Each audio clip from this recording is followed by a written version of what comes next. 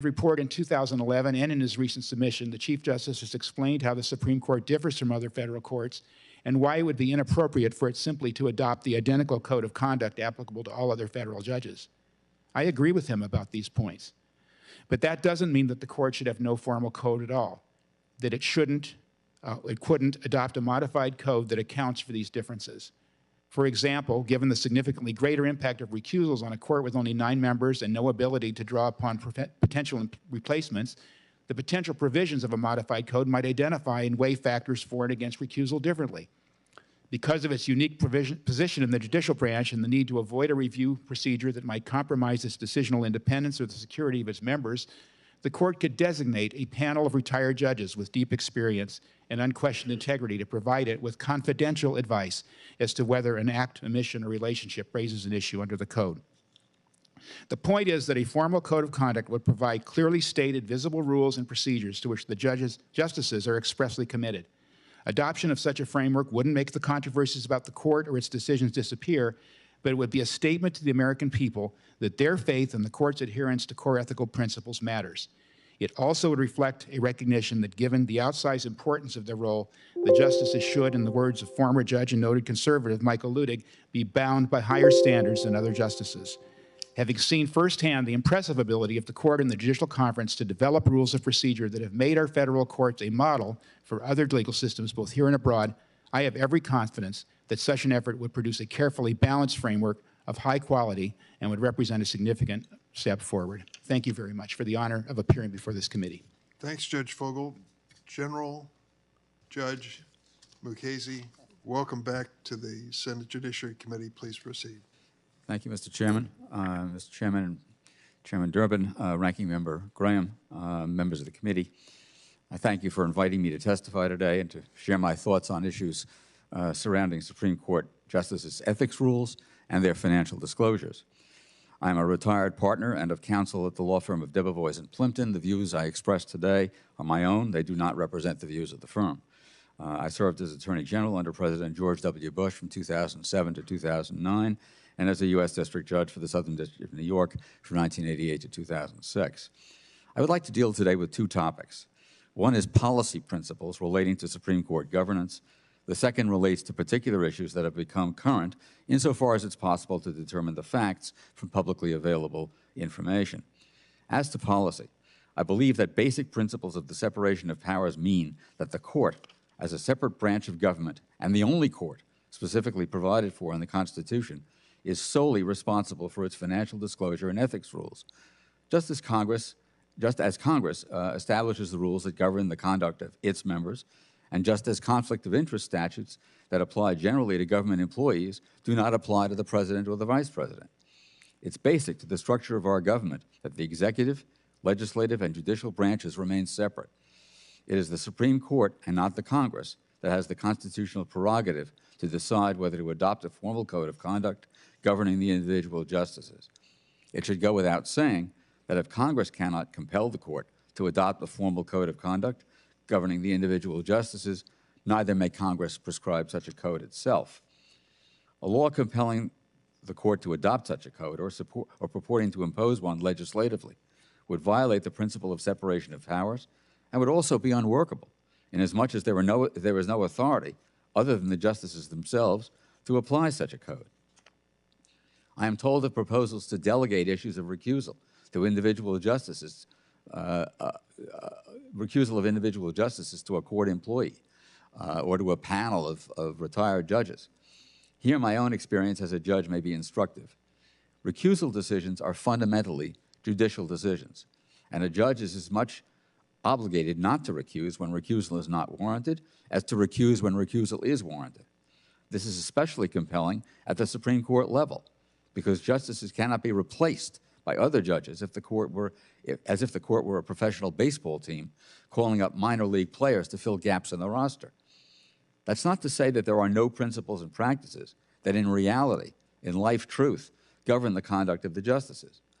As Chief Justice Roberts wrote to the chair of this committee on April 25, there is a statement of ethics principles and practices to which every single one of the current justices have subscribed.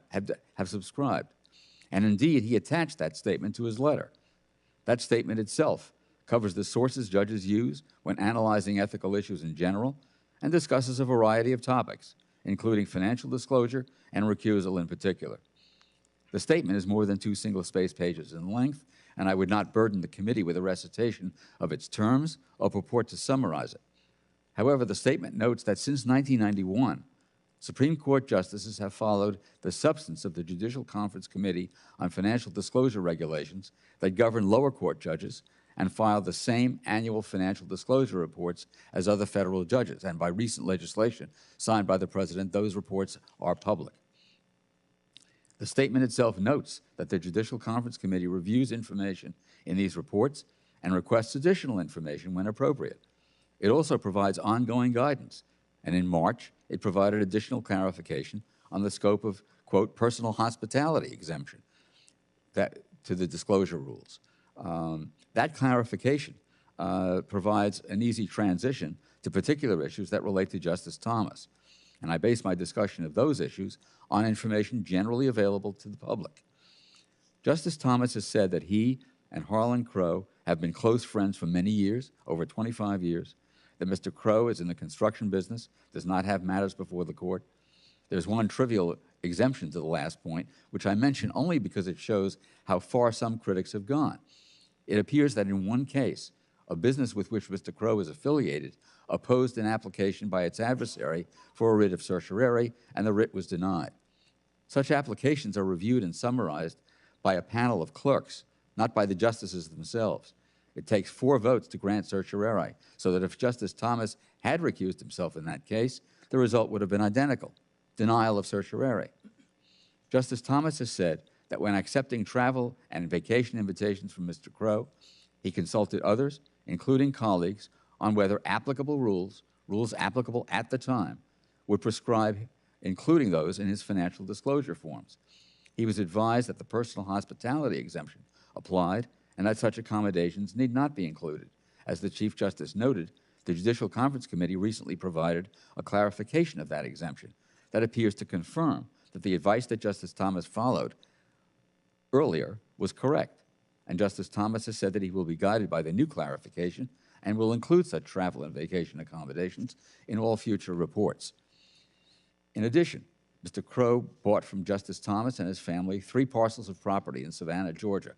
The Savannah parcels had included 2 rental properties, but those were torn down.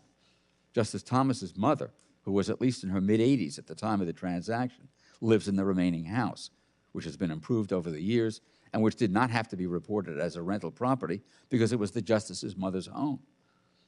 She holds a lifetime occupancy right and lives in the property to this day. Mr. Crow has said that he purchased the childhood home of Justice Thomas with the intention to convert it into a museum of sorts to tell the story of Justice Thomas's life. The total for the parcels was $133,600, of which a third was Justice Thomas's share. That represented a capital loss to Justice Thomas. However, because the transaction was for more than $1,000, Justice Thomas was obligated to report it on his financial disclosure form, but did not do so because he mistakenly believed that he did not have to report a transaction in which he suffered a loss. He has said he intends to amend the financial disclosure form for the relevant period. It bears mention that Justice Thomas will not be the first justice to amend his financial disclosure forms. Justices Breyer and Ginsburg are among those who have done so without so much as the batting of an eye, and no doubt will not be the last. Recent criticisms of Justice Gorsuch are also meritless. He said he sold an interest in a vacation home to a lawyer he had never met, who was a large contributor to Democrats, whose firm has litigated a dozen cases before the court, winning 8 and losing 4. The merits of these cases have not been discussed by these critics, nor have they indicated whether Justice Gorsuch wrote an opinion in any of them, cast a deciding vote, and if so, with what result. The lawyer in question says he did not know that Justice Gorsuch was the seller until an offer had been made. That's the story, period.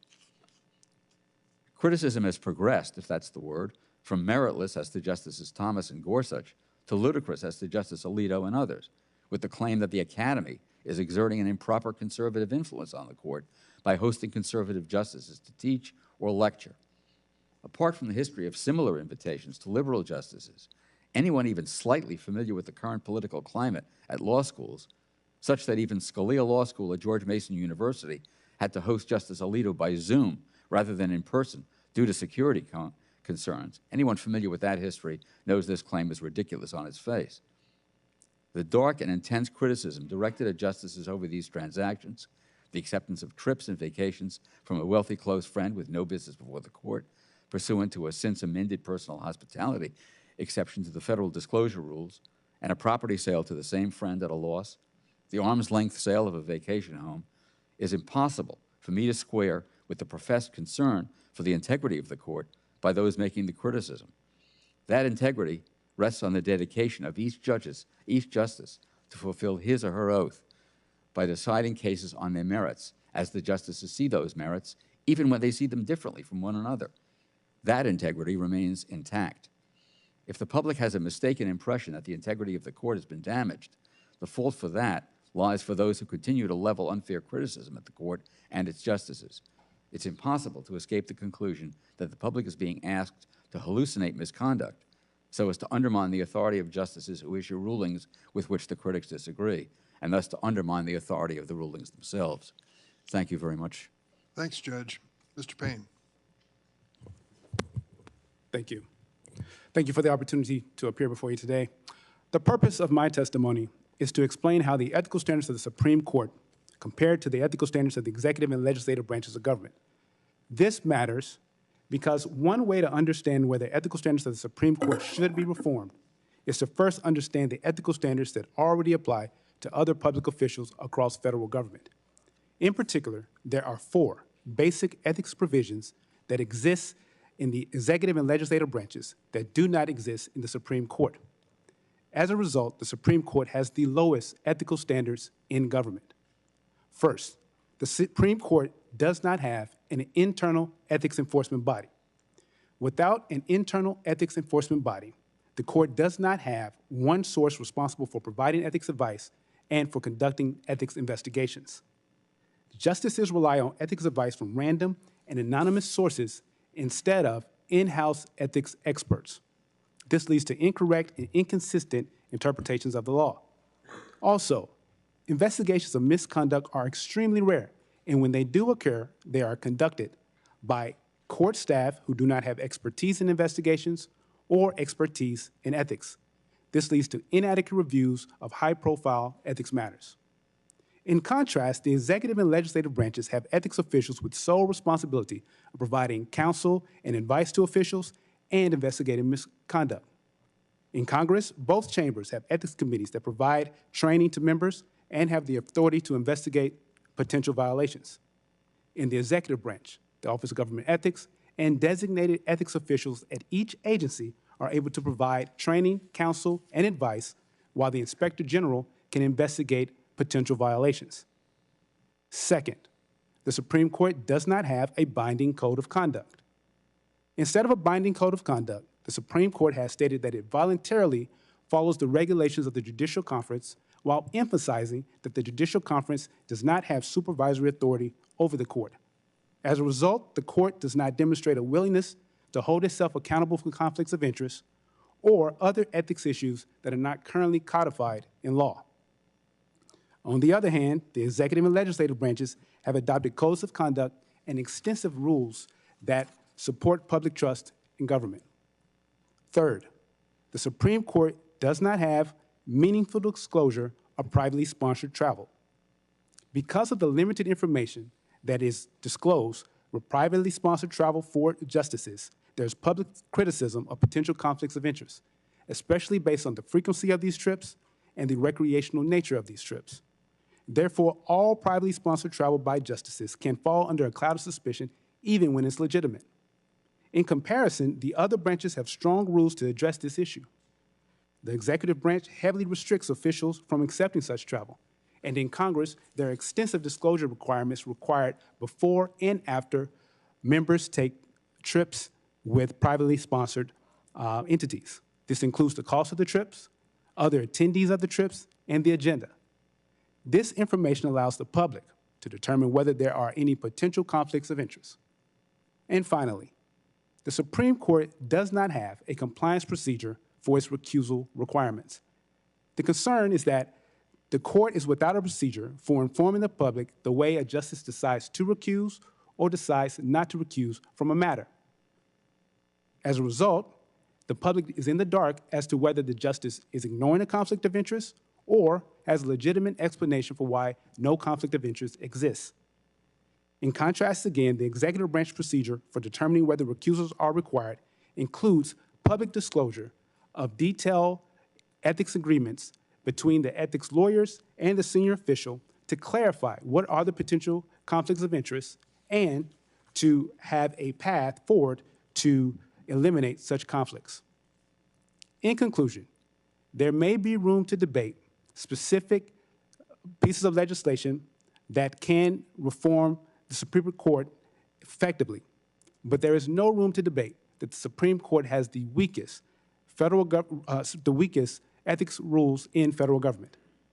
Ethics rules in the executive and legislative branches can serve as models to improve Supreme Court ethical standards and increase public trust in the judiciary. Thank you for the opportunity to appear before you, and I look forward to your questions. Thank you, Mr. Payne. Mr. Dupree. Chairman Durbin, Ranking Member Graham, thank you for inviting me to testify today and to share my thoughts on the topics of Supreme Court ethics and disclosure requirements. I'm a partner at Gibbs & Dunn & Crutcher and co-chair the firm's Appellate and Constitutional Law Practice Group. I previously served as Principal Deputy Assistant Attorney General at the United States Department of Justice. The views I share today are my own. There are several bills under consideration that would impose a code of conduct on the United States Supreme Court.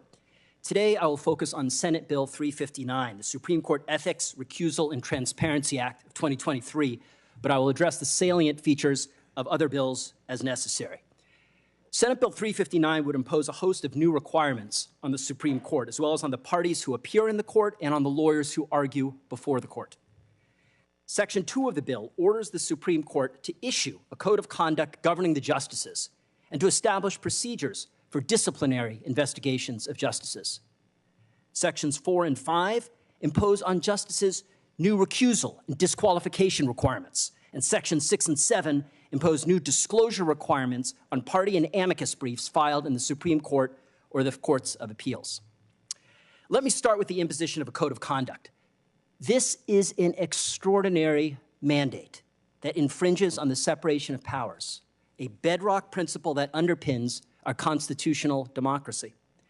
Our founders well understood the importance of separating the legislative branch from the judicial branch. As the Supreme Court has explained, the framers of our Constitution lived among the ruins of a system of intermingled legislative and judicial powers, which had been prevalent in the colonies long before the Revolution, and which after the Revolution had produced factional strife and partisan oppression. The lesson of this shared experience is reflected in the words of James Madison, who wrote in Federalist 47 that the preservation of liberty requires that the three great departments of power should be separate and distinct. Ordering the justices to adopt the code of conduct defends the separation of powers. The bill intrudes upon the core function of a coordinate and co-equal branch of government. It is the Supreme Court, not the Congress, that has the prerogative under our constitutional structure to decide whether to adopt a code of conduct that governs themselves.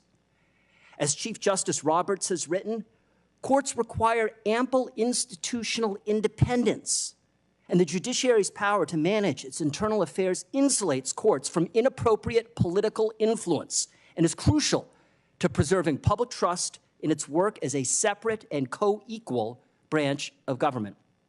This bill, and in particular its provision directing the justices to draft a code of conduct, put it out for public notice and comment, and then adopt it, seems to be animated by an assumption that the Supreme Court of the United States is no different than the Department of Agriculture or any federal agency that can be commanded by Congress to engage in rulemaking. Suffice to say, that is not how the framers drew it up. The relationship the Constitution establishes between the Article I Congress and the Article III Supreme Court is one of co-equals. The judiciary is not an inferior branch. The bill offends the separation of power in other ways. It would compel speech by the justices by requiring them to post ethics-related information on the Supreme Court website. It would require them to publicly disclose internal rules and guidance from the counselor to the Chief Justice of the United States. And perhaps most ominously, the bill would require the court to establish procedures under which individuals may file complaints alleging that a justice of the Supreme Court has violated the code of conduct or any provision of federal law. They could also file complaints alleging that a justice has engaged in conduct on or off the bench, and apparently at any point in their lifetime, that the complainant believes may have, quote unquote, undermined the integrity of the Supreme Court of the United States. The complaints would then be referred to what the bill calls judicial investigation panels, composed of circuit court judges who would then sit in judgment of the accused justice. If one were to try to design a scheme that would undermine Americans' faith in the legitimacy and integrity of the Supreme Court, these judicial investigation panels would be an excellent start. Another bill, Senate Bill 325, entitled the Supreme Court Ethics Act, charts a similar troubling course. It would task the Judicial Conference of the United States with issuing a code of conduct governing Supreme Court justices. When he testified before Congress, Justice Kennedy described that very proposal as legally problematic and structurally unprecedented because it would empower the Judicial Conference, a group composed of district and circuit court judges, to make rules that Supreme Court justices have to follow. The bill would also create what it calls an Ethics Investigations Council charged with investigating Supreme Court justices, not just for violations of the Code of Conduct, but for any conduct alleged to be prejudicial to the ethical, effective, and expeditious administration of the business of the Supreme Court of the United States. Another bill, entitled the Supreme Court Code of Conduct Act, would similarly create a designated ethics officer who would process complaints that a Supreme Court justice has violated the Code of Conduct or federal law, or has done something that the complainant believes to have been prejudicial to the administration of justice. The designated officer would then be required to publish the complaints against justices on the Supreme Court's website. Just as with judicial investigation panels, these proposals for an Ethics Investigations Council or a designated ethics officer would damage and debase the institution by encouraging frivolous and politically motivated attacks on the court's integrity. If you don't like the outcomes of particular cases, well, attack the ethics of the justice with whom you disagree and force them to post your accusations on their website. Finally, let me close by noting the provisions in the bill, Senate Bill 359, concerning the recusal and disqualification procedures for Supreme Court justices. Adopting these measures would open the door to a tidal wave of disqualification motions in virtually every important case. Round one in all the big-ticket constitutional cases would be litigation over which justices are even eligible to hear the case. Here, too, it is hard to imagine anything more corrosive to public faith in the Supreme Court than what would become routine volleys of motions alleging that various justices are ethically compromised and must recuse because they accepted a meal from someone distantly connected to a case. Allow me to close by saying that the provisions of the bill I have discussed today seem to be animated by a dark and distorted perception of our judicial branch, a perception that is fundamentally at odds with what I have seen in more than 20 years of practice in the Supreme Court and the federal courts of appeals. In my experience, speaking as someone who has argued in front of hundreds of federal judges throughout the country, the men and women on our federal bench are of the highest integrity. Even when I disagree with the outcome in a particular case, I have never doubted for a moment that these are judges who are striving to do their absolute God-given best to faithfully interpret the laws and the Constitution of our great nation. Thank you. Thank you, Mr. Dupree. Professor Frost. Chairman Durbin, Ranking Member Graham, and members of the committee. Thank you for inviting me to testify today. I'm a professor of law at the University of Virginia, and I specialize in constitutional law, judicial ethics, and the federal court system. My testimony today will focus on Congress's constitutional authority to regulate the ethical obligations of Supreme Court justices. But I will begin by making a point on which I know we all agree. As a constitutional matter, the Supreme Court must retain decisional independence, meaning that the justices can never be penalized for their votes in the cases before them. But the court's decisional independence is not the subject of today's hearing. The subject of today's hearing is the justices' failure to comply with ethics legislation enacted by Congress, which explicitly applies to them, as well as Congress's constitutional authority and power to protect the integrity of the federal judiciary through such legislation. So whenever we have a constitutional question, we look to three sources typically: the text of the Constitution, its structure, and long-standing historical practice. And all three confirm that Congress has the constitutional authority to enact legislation regulating judicial ethics. The text of Article 3 of the Constitution requires the creation of the Supreme Court, but is otherwise silent as to the structure and operation of that court. And in fact, that is importantly different from the way the Constitution treats this branch of government. Article 1, Section 5 gives this branch authority over its own rules and procedures.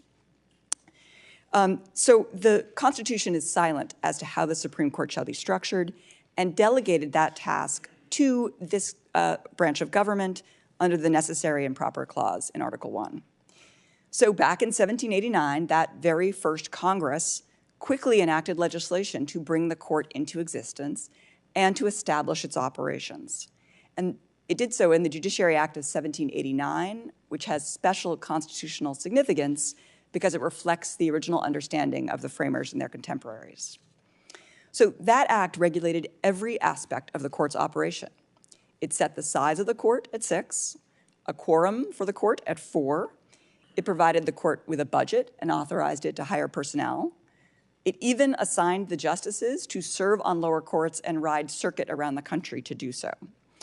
And finally, and most relevant today to our conversation, they required the justices to take an oath of office, and it's almost identical to the oath the 9 today have taken, which is that they must treat rich and poor alike, and they must adjudicate cases faithfully and impartially.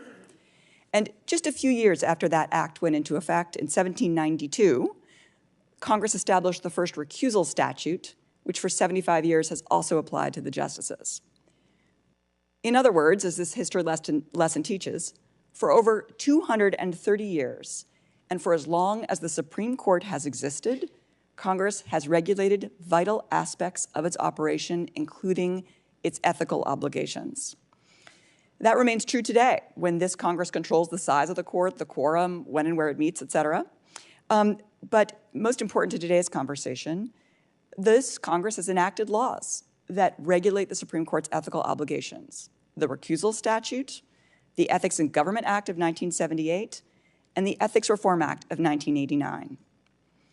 All of these laws were enacted by members of Congress who also take an oath to uphold the Constitution.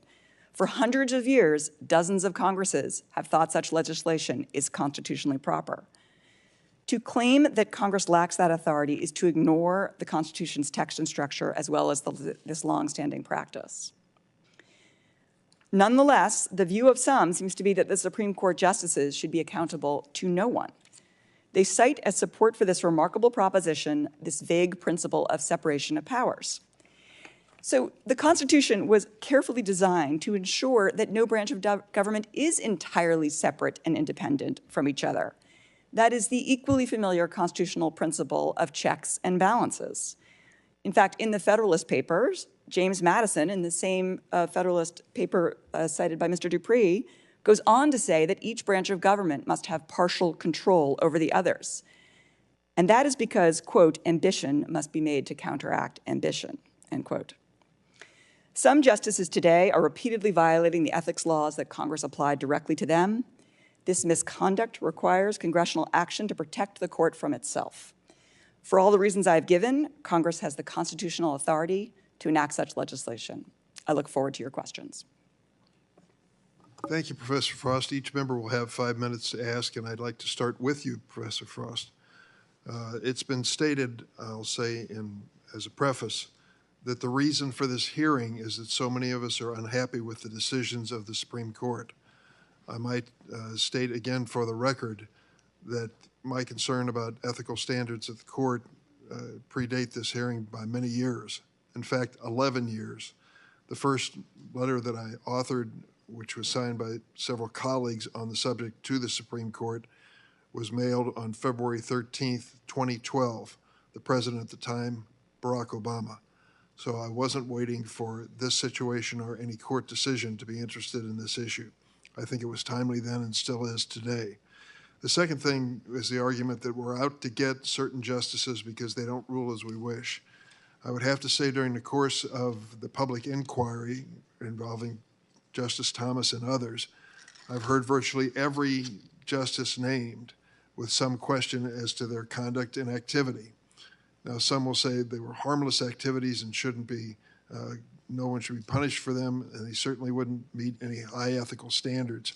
But I would just add that those of us who are in public service and bound by ethical standards and codes of ethics are certainly used to this experience.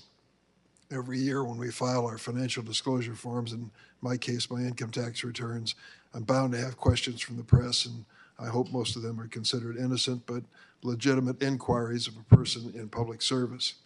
Professor Frost, a man who submitted a letter for the record today, Judge Ludig, said of the issues that are before us, I quote him, "In complete agreement on Congress's indisputable constitutional power to legislate ethical standards of conduct that would be binding as to the non-judicial conduct and activities of the Supreme Court." You've heard arguments otherwise. I think page 12 of your testimony, which goes into one of the first acts of Congress, the Judiciary Act, belies this argument that somehow the Supreme Court is at a level where Congress can't address it. Would you comment on that? Yes, and I'll also just note that I have been called to testify on this issue since 2006 and been writing about it since 2005. So similarly to your point, this is not a new issue in response to recent decisions. So the separation of powers argument, I find confuses me because, of course, I think we all know from civics classes, separation of powers is, of course, a constitutional principle, which means that the branches should have some separate spheres of conduct and some separate roles in our Constitution. But checks and balances is equally important. And the role of the Congress is to establish the Supreme Court. It's not just permitted, it's required. The Supreme Court of the United States is constitutionally mandated under Article 3, but there is no detail about how it is to operate because that was left to the Congress of the United States under Article 1, Section 8, the Necessary and Proper Clause. And immediately Congress agreed to do that in the Judiciary Act of 1789, as it was required to do. The Congress sets the size of the Supreme Court. That is not in the hands of Chief Justice Roberts and his colleagues. Congress establishes the quorum requirement. That is not in the hands of Chief Justice Roberts and his colleagues. When this Congress passes a law that says that they must recuse themselves, the judges and justices of our federal judiciary, when there are certain conflicts of interest, the justices are not free to say that law doesn't apply to me. I'm going to sit on that case anyway.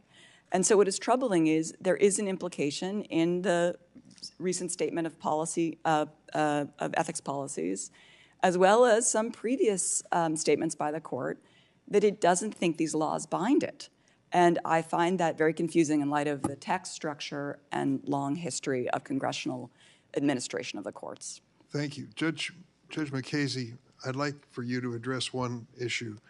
It appears to me that in the early days of our republic, an oath had a different meaning than it does today in this respect. It is, in the swearing in of members of Congress, for example, kind of a pro forma exercise. It would seem the words of an oath in the early days of the republic were taken much more seriously, so that when the Congress set out the oath for members of the Supreme Court, every judge and justice, quote, solemnly swear or affirm I will administer justice without respect to persons and do equal right of the poor and to the rich, and I will faithfully and impartially discharge and perform all of the duties incumbent on me. Those words were written not by the court, but by the Congress, enacted by the Congress. Don't you think that raises a question as to whether or not there is clear authority for Congress to put together laws that are as specific as this oath of office? Respectfully, no, I don't. Prescribing the oath, which I recall taking when I became a district judge is one thing. Prescribing the way in which the court administers its business and the way in which a court applies rules internally is something else. Part of the problem here is that no rule determines its own application. It always takes somebody to apply it, and the way the court functions internally is a matter to be left to the court. In particular, on recusal issues, the law that applies to recusal issues across the board for federal courts applies to Supreme Court justices as well. When their impartiality might reasonably be called into question, they're obligated to recuse themselves. That applies to district judges, it applies to circuit judges, it applies to Supreme Court justices. That is a law of general application throughout the judiciary. But when we're talking about internal administration in dealing with their practices and the way they administer their cases, I think that's an entirely different thing. So I recall taking the oath, but I don't think it means that Congress has the power to direct that the internal business of the Supreme Court be conducted in a particular way. Thank you. Senator Graham. Thank you, Mr. Chairman. Are all the witnesses aware of the fact that when Justice Roberts declined the invitation of Chairman Durbin, that his letter was signed by the entire court? Are all of you aware of that? Mr. Fogel, do you think that was a wise decision? Thank you, Senator. I think I said in my statement that I respect it. I think it was sincere. I think the problem, and I think it's significant, and I will grant that it was signed by all 9 of the justices. That's my point. Yeah, but I just want people to understand that the court as a whole has a problem with this, whether they're right or wrong. I don't, that's. I guess. I'm sorry, Senator. I just wanted to say one other thing, if it's all right. Sure. I think it's significant that they all signed it. I think it doesn't suggest that that's all that all of them would do. It's a point about which they all reached consensus. I sort of, like you and Mr. Payne mentioned something sort of struck a nerve with me. I'm not into micromanaging the court, Judge McCasey, but when you look at what other branches do versus the court, Mr. Payne, you say it's pretty obvious they have a sort of a lower threshold, right? That's correct. Okay. So what I would urge the court to do is take this moment to instill more public confidence. I'm not going to vote for any of these bills, but I think we'd all be better off if they did that. And here's what I want to kind of explain to people. In 1998, Justice Ginsburg donated a signed copy of her decision in VMI case where you had to admit women to a state school. And it was auctioned off at a fundraiser supporting the National Organization of Women's Legal Defense Fund. Now, I didn't know that until this moment. Do you all agree that if Judge Alito signed the Dobbs decision and gave it to the Susan B. Anthony pro-life organization to raise money, all hell would break loose in this country? Do you agree with that, Ms. Forrest? So would I agree that if there was a sale of if opinion as Judge a fundraiser? Alito signed the Dobbs decision, autographs it, gave it to the SBA group to raise money, it'd be all hell would break loose. Oh, yes, and I certainly would agree that would be a problem. And in fact, I think that's one of the reasons that Congress needs to play an active role today. Why didn't all hell break loose in 1998? I'm not sure what the reaction was. Well, when Justice Ginsburg Yeah. signed a copy of the VMI decision for the National Organization of Women's Legal Defense Fund. Well, I think we all know the answer to that. Justice Ginsburg, one of the greatest people to serve on the court, received an award from the National Democratic Women's Club. Can you imagine what would happen if Justice Roberts received an award from a Republican women's club? I think we may read more about it. Justice Ginsburg was given a $1 million award by the Berggruen Institute, and this is annual philosophy and culture award for major achievements in advancing ideas that shape the world. Now, she didn't get the money personally, but they gave her $1 million to give to other people. Does anybody have a problem with that? Does everybody have a problem with that? Well, I'm going to assume silence means yes. The point we're trying to make here, I think, is that this effort to come after Justice Thomas is, I think, organized by the left. I think this moment where we could find common ground is being hijacked. I take Senator Durbin at his word. He's been concerned about this for a very, very long time. But the point is, the game has been played differently, and now we're in a moment where this court is under siege in multiple ways. And that is the problem I think most of us have. What are the lines to be drawn, and who's the referee? Does anybody know anything about the organization Demand Justice? Negative response for all members. Do you know where their money comes from? Negative response by all members. Are you aware that they spent over $1 million in ads pressuring Justice Breyer to resign? Nobody knew that, right? So if you're worried about dark money, I think that's a legitimate thing to be worried about. Let's worry about it across the board. And I guess my point, Mr. Chairman, is that the efforts by Senator Schumer to go to the court and threaten the court with its very existence, the efforts by people to intimidate justices, decide cases before the court, can't be ignored. And here's what I worry about the most. This is not about trying to upgrade the ability of the court to be more transparent. It's about an effort to destroy the legitimacy of this conservative court. So to the panel, if you have any ideas or recommendations about how the court could be more transparent, count me in. That makes perfect sense to me. But when you look at the history of the way things have happened with the court, when a liberal justice does something, the reaction in the American media is completely different. The New York Times article about George Mason admitted a lot of other schools who did the exact same thing.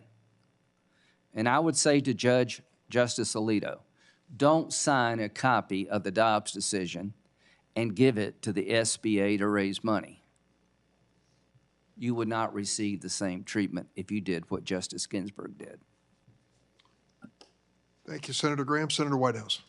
Thank you, Chairman. Professor Frost, you distinguish between the adjudicative and the administrative function within the judicial branch. That has constitutional relevance to our ability to legislate? Yes, I think that's a very important distinction. Because we have no business interfering in the court's decision-making on matters before it, but as to the administration of justice, we do have the authority to pass laws, correct? Yes, the Constitution intended Congress to play that role of judicial administration and not interfere with. In fact, Canon 4 of the Code of Conduct encourages judges to testify in legislative bodies regarding the administration of justice. And that would not be there if it were not appropriate for Congress to legislate regarding the administration of justice, would it? Agreed.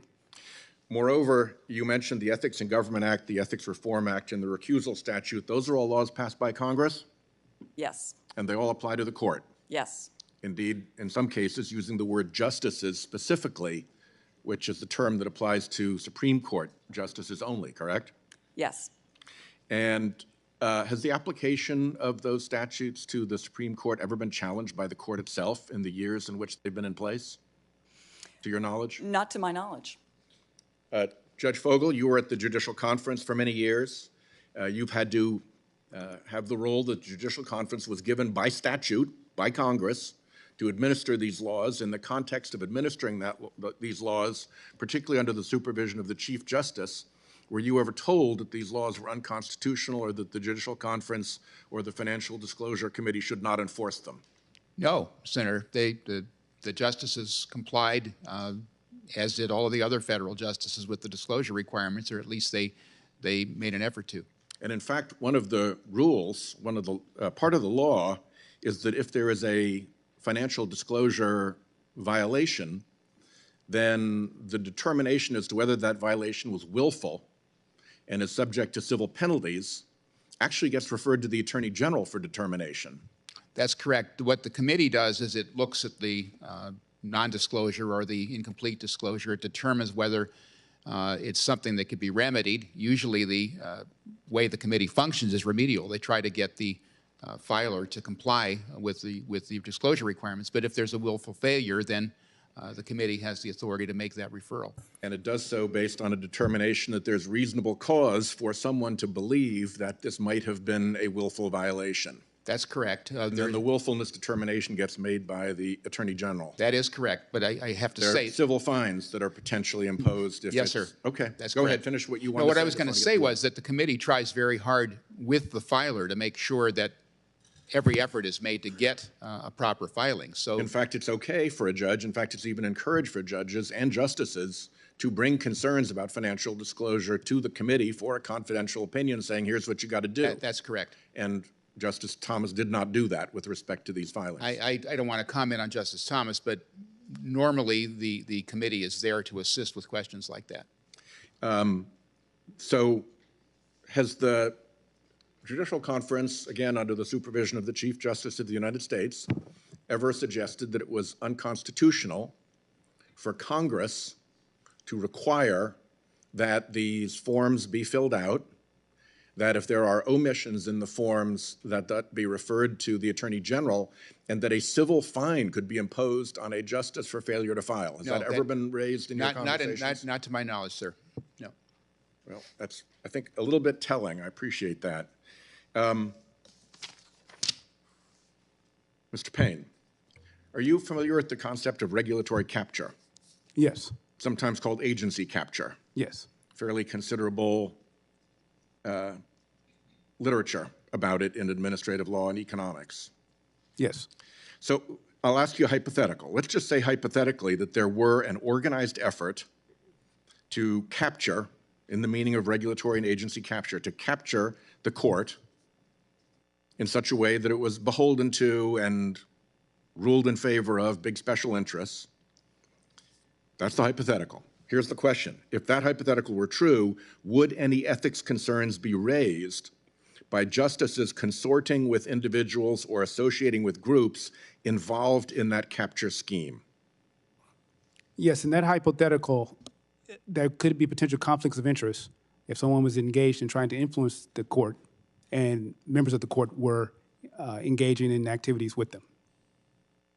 Thank you. My time has expired. Thanks, Senator Whitehouse. Senator Grassley. Thank you, Mr. Chairman. Thanks to the witnesses before us. The framers of the Constitution carefully crafted a system of checks and balances. While the Constitution purposefully insulated the federal judiciary from political control, it's important that Congress exercise constitutional duty of oversight. Judges are expected to comply with high standards of ethics and integrity, and it does appear there needs to be better oversight. I've been a longtime advocate for transparency and accountability because I believe the public's business should be public. I've been a strong proponent of government oversight and the duty of Congress to be good stewards of the taxpayers' dollars. I've endeavored to improve our government and promote greater responsibility at all levels.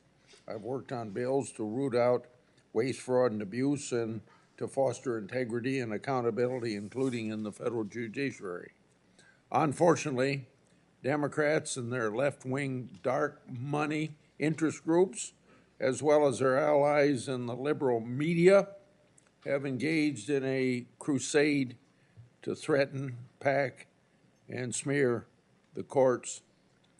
They've targeted specific judges and justices who aren't implementing a liberal agenda that they can't ram through Congress. The goal of these efforts is to cast doubts on certain judges and justices, all because the left is opposed to recent court rulings That's what this hearing is all about, undermining the American people's trust in our judicial branch of government. Today's hearing is just one political theater to delegitimize our judicial system, particularly Supreme Court. Judicial decision-making must be based on law and sound jurisprudence. It must not be subject to the whims of public opinion and clamor. It must not result in threats and intimidation. As this relentless political battering of certain members of the judiciary who are doing the bidding of the liberal grand plan is coming at a tremendous cost. Our judges and justices face harassment and public intimidation in their private life, despite federal law, which prohibits picketing or parading at a judge's residence. Our justices and their families often endure organized protests outside their homes. Judges and justices and their families face real threats to their safety and security. Unfortunately, the whirlwind that Democrats threaten at the steps of the U.S. Supreme Court really has been released against our judiciary. So I'm going to ask Mr. Dupree and Judge McKaysey two separate questions. The first one is for Mr. Dupree. Federal judges are required by law and the Judicial Conference to comply with these disclosures and ethical guidelines. Can you please give us a brief overview of the constitutional framework in which these rules and guidance operates? And then for Judge McKaysey, this question: how is the Supreme Court different than the lower courts with respect to complying with these rules? Mr. Dupree. Sure. Well, thank you for the question, Senator Grassley. There are, of course, a number of statutes that affect the information that Supreme Court justices must disclose, and also governs things such as recusal and disqualification. In some circumstances, the statutes act directly upon the justices themselves. I think in those cases, they would concern what I think all of us would consider non-core Article III duties, and that's why, as a constitutional matter, it would be permissible for Congress to directly regulate the judiciary in that respect.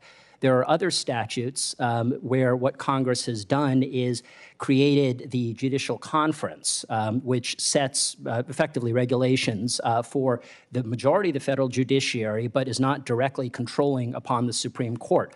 Nonetheless, the Supreme Court, really as an exercise of discretion, has agreed to follow and respect and comply with those types of guidelines. So I think that, constitutionally speaking, that Congress, or excuse me, the Supreme Court would be regulated in two ways. One is through direct regulation when it concerns a non-core Article III activity, and the other would be in indirect regulation where Congress directly regulates the lower courts, but the Supreme Court justices voluntarily agree to abide by and comply with those requirements.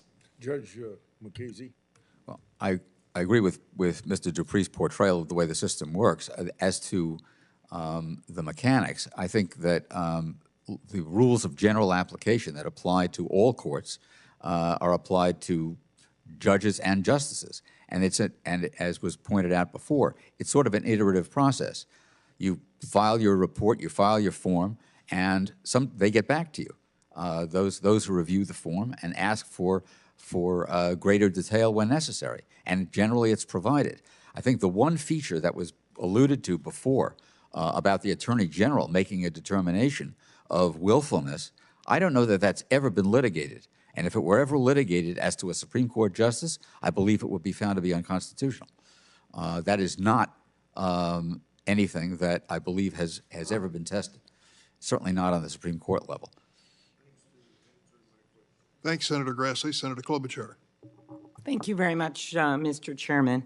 I guess I'll start with you, Mr. Fogel. The Judicial Conference, I think, did the right thing by strengthening the disclosure requirements that apply to judicial officers, including the Supreme Court recently.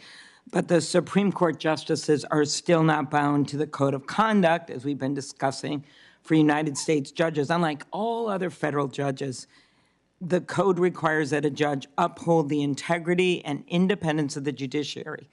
and avoid impropriety and the appearance of impropriety. How has a formal enforceable code of conduct helped to ensure that the rules are consistently applied for every other judge in the federal system? Well,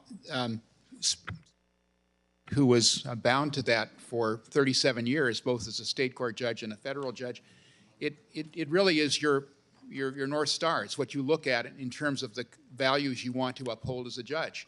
And it's something that guides your conduct, and it also is something that the public can look to and say, this is what we expect of our judges.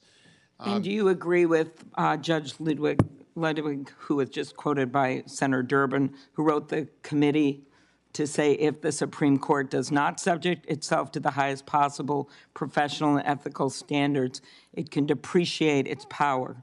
Senator, I agree with that. I think that the Supreme Court, my hope is, the reason I came here today really is I hope that the court will adopt a formal code of conduct. I think it needs to be modified in some respects because the Supreme Court is different in a number of ways, but I think the absence of a formal code is an issue that I hope that they will address. I appreciate that and your thoughtfulness. Ms. Frost, thank you. You mentioned the Judiciary Act of 1789. You mentioned the Ethics Reform Act of 1989. You mentioned the Ethics in Government Act of 1978 as reasons that, in fact, Congress has passed laws in the past based on the Constitution about the operations of the court. Is that right? Yes, that's correct. Okay, so I go over here to you, Mr. Dupree. I really wasn't planning on asking you questions until you dissed the Department of Agriculture. Because you said their court is not just like the Department of Agriculture. And I was looking up, it was set up by Abraham Lincoln in 1862, being a big ag state that we are, 100,000 employees, serves the people of this country. Yet that department, which basically has jurisdiction over what our farmers do for ranching and farming and counter-cyclical payments, I mean, they've got ethical laws in place. So I actually see the opposite when I think about the power of this court. And I think about what Ms. Frost said. I think there is every reason that this court should have ethical rules like the fine Department of Agriculture, and that we don't look at that as a bad thing. We look at it as a good thing. And certainly, to be clear on the record, Senator, no disrespect to the Department of Agriculture, which is a hallowed department and agency. You decided that was the department you were going to mention. And I think a lot of people in the middle of the country noticed it, but go ahead. Understood. Again, no disrespect. My point with regard to the Department of Agriculture was simply that the provision of the bill, and several bills have similar types of provisions where they basically order the Supreme Court to engage in essentially a rulemaking function. In other words, to promulgate for public notice and comment a code of conduct. Again, analogous to what this Congress would say with regard to either the Department of Agriculture, Department of Defense, Department of Homeland Security, you name it.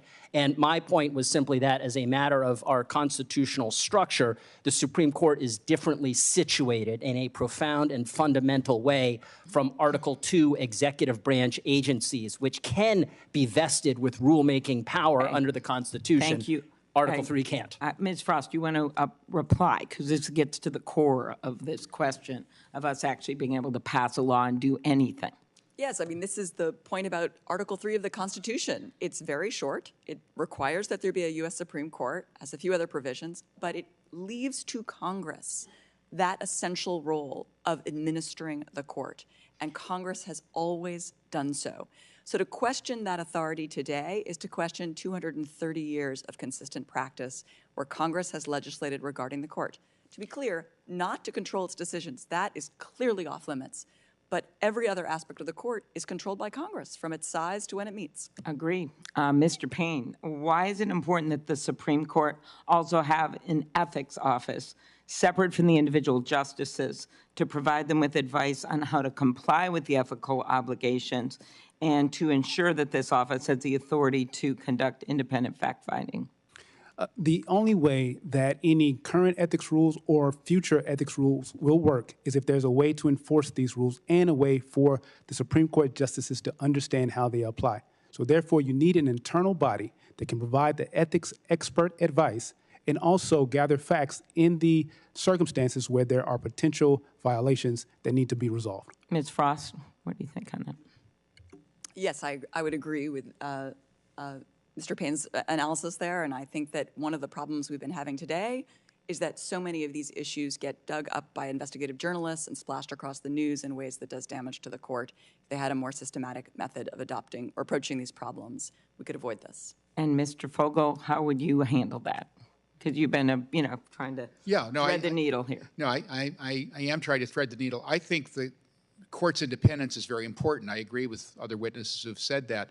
I think there are ways they could do better at getting independent and impartial advice about ethical questions. They don't really have, it's kind of a black box, as I said in my written testimony. They have a lot of sources and rules that they follow, but no one really knows what they are. And I think if they had a internal resource, I suggested, and I'm not alone in suggesting that they get a group of very experienced retired judges whose integrity is unquestioned. And I stress retired judges because then they're not subject to the problem that a circuit judge would have or a district judge would have, to just say, look, I have a question here, I'd like your advice. I mean, what do you think? Somebody who's independent, who doesn't have any skin in the game and can just say, yeah, I think this is okay, or I don't think that's okay. I think that's a modest step that the court could take. Okay, well, thank you. And Mr. Mukasey, I'm sure we can talk about this in the future as my colleagues await, but you and I have worked together well, including when you were Attorney General, so thank you. Thank you very much. Senator Cornyn. I'd like to go to the video, please.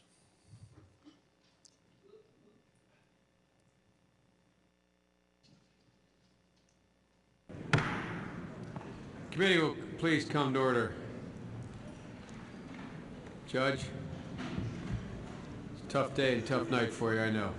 Let me ask, do you have anything you'd like to say before we begin? I understand that your preference is, which is totally and completely understandable, that we go 1 hour tonight, 30 minutes on each side. Am I correct in that? That's right. Do you have anything you'd like to say? Senator, I would like to start by saying unequivocally, uncategorically, that I deny each and every single allegation against me today that suggested in any way that I had conversations of a sexual nature or about pornographic material with Anita Hill, that I ever attempted to date her, that I ever had any personal sexual interest in her, or that I in any way ever harassed her. A second, and I think more important point, I think that this today is a travesty. I think that it is disgusting. I think that this hearing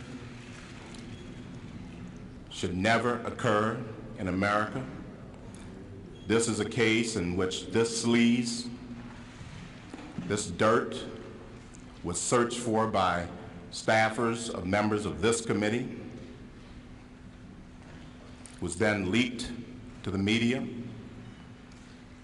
and this committee and this body validated it and displayed it at prime time over our entire nation. How would any member on this committee, any person in this room, or any person in this country would like sleaze said about him or her in this fashion, or this dirt dredged up, and this gossip, and these lies displayed in this manner? How would any person like it? The Supreme Court is not worth it. No job is worth it. I'm not here for that. I'm here for my name, my family, my life, and my integrity. I think something is dreadfully wrong with this country when any person in this free country would be subjected to this. This is not a closed room. There was an FBI investigation. This is not an opportunity to talk about difficult matters privately or in a closed environment. This is a circus. It's a national disgrace. And from my standpoint, as a black American, as far as I'm concerned, it is a high-tech lynching. That was 32 years ago. And I'm reminded as I get older that not everybody's had the same experience or memories that I have. That was one of the searing memories that I've had about Supreme Court confirmation hearings, and I think provides an important context for today's hearing. The truth is that, as Senator Kennedy said, starting perhaps with the Bork nomination, that members of the United States Supreme Court, when they've been nominated for the job, have been subjected to relentless campaigns of harassment and intimidation, which, as Justice Alito recently pointed out, can lead not just to intemperate attacks like the Senate Majority Leader made against Senator Gorsuch and Judge Gorsuch and Judge Kavanaugh by name back in 2020. It could lead unstable individuals to decide that they are going to conduct an assassination of these members of the Supreme Court. So things have gotten terribly out of hand. Judge Mukasey, you and Mr. Dupree both talked about the separation of powers. I looked back at the rules of the United States Senate, our ethics rules by which we are governed, and they are rules that are set by the Senate itself. How do you think the Senate would react if the United States Supreme Court said, we don't like the ethics code of senators or members of the House of Representatives? Would the same principle of separation of powers and co-equal branches of government apply in that circumstance? Yes, of course it would, Senator. This body sets the rules for its conduct, and the same way that the court sets the rules for its conduct, and the executive, in the person of the president and the vice president, set the rules for theirs. That's not to say that laws of general application don't apply. Of course they apply. But when you're talking about the particular rules relating to a particular branch of government, those are set by that branch of government. Mr. Dupree?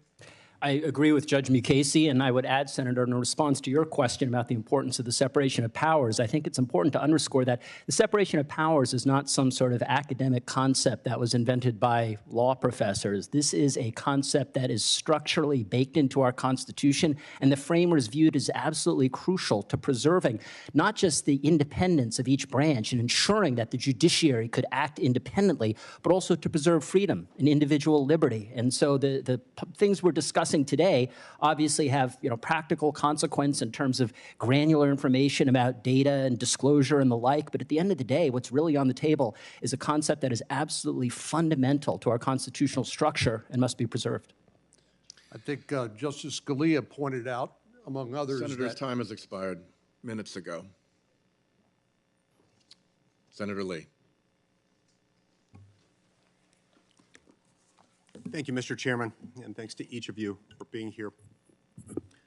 As we heard quoted moments ago, when Justice Thomas was in this room, in front of this committee, nearly 32 years ago, he had some observations about his confirmation proceedings.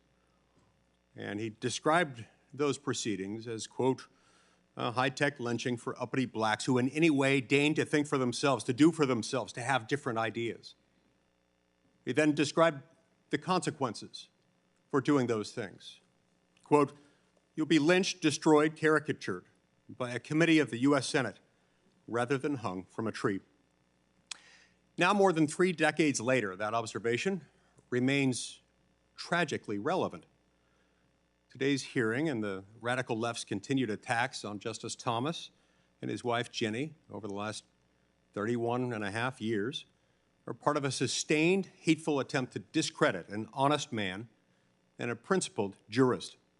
The left, you see, can't tolerate, it cannot accept the fact that one of our greatest American success stories, that of a humble citizen who rose from poverty in the segregated South to become not only one of the Supreme Court Supreme Court's longest serving justices, but also one of the most influential jurists our country has ever known, is the story of a black man who happens to be conservative. Now, those leading the charge against Justice Thomas would have us believe that he simply couldn't think for himself, that he can't think for himself, and so his wife and his white friends must tell him what to think. And the truth is, the left simply disagrees with his decisions and with the decisions of our current Supreme Court. And they obviously can't persuade the American people to adopt their radical policies through legislation, so they're attempting to destroy the court's credibility and intimidate the Republican-appointed justices and their families, starting with Justice Thomas. They're making clear that justices who disagree with them will pay a price.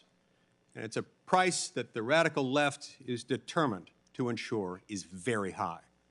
This is all just a thuggish shakedown. Nice Supreme Court you've got there, America. Sure would be a shame if something happened to it. And don't just take my word for it. Remember what Senator Chuck Schumer did in 2020, went onto the steps of the Supreme Court, called out specific Supreme Court justices by name, referring to Justices Gorsuch and Kavanaugh by name, telling them, you've released the whirlwind and you will pay the price. You won't know what hit you if you move forward with these awful decisions. Then in August of 2019, 5 Democratic senators, including 4 members of this committee, submitted an amicus brief to the Supreme Court of the United States. An amicus brief in which it leveled a threat, saying, change according to what we demand, or else the court is going to have to be, quote, restructured in order to reduce the influence of politics. Since the leak of the Dobbs draft opinion 1 year ago today, the justices and their families have endured constant protests at their homes, their churches, even their children's schools. There was even an assassination attempt against Justice Kavanaugh.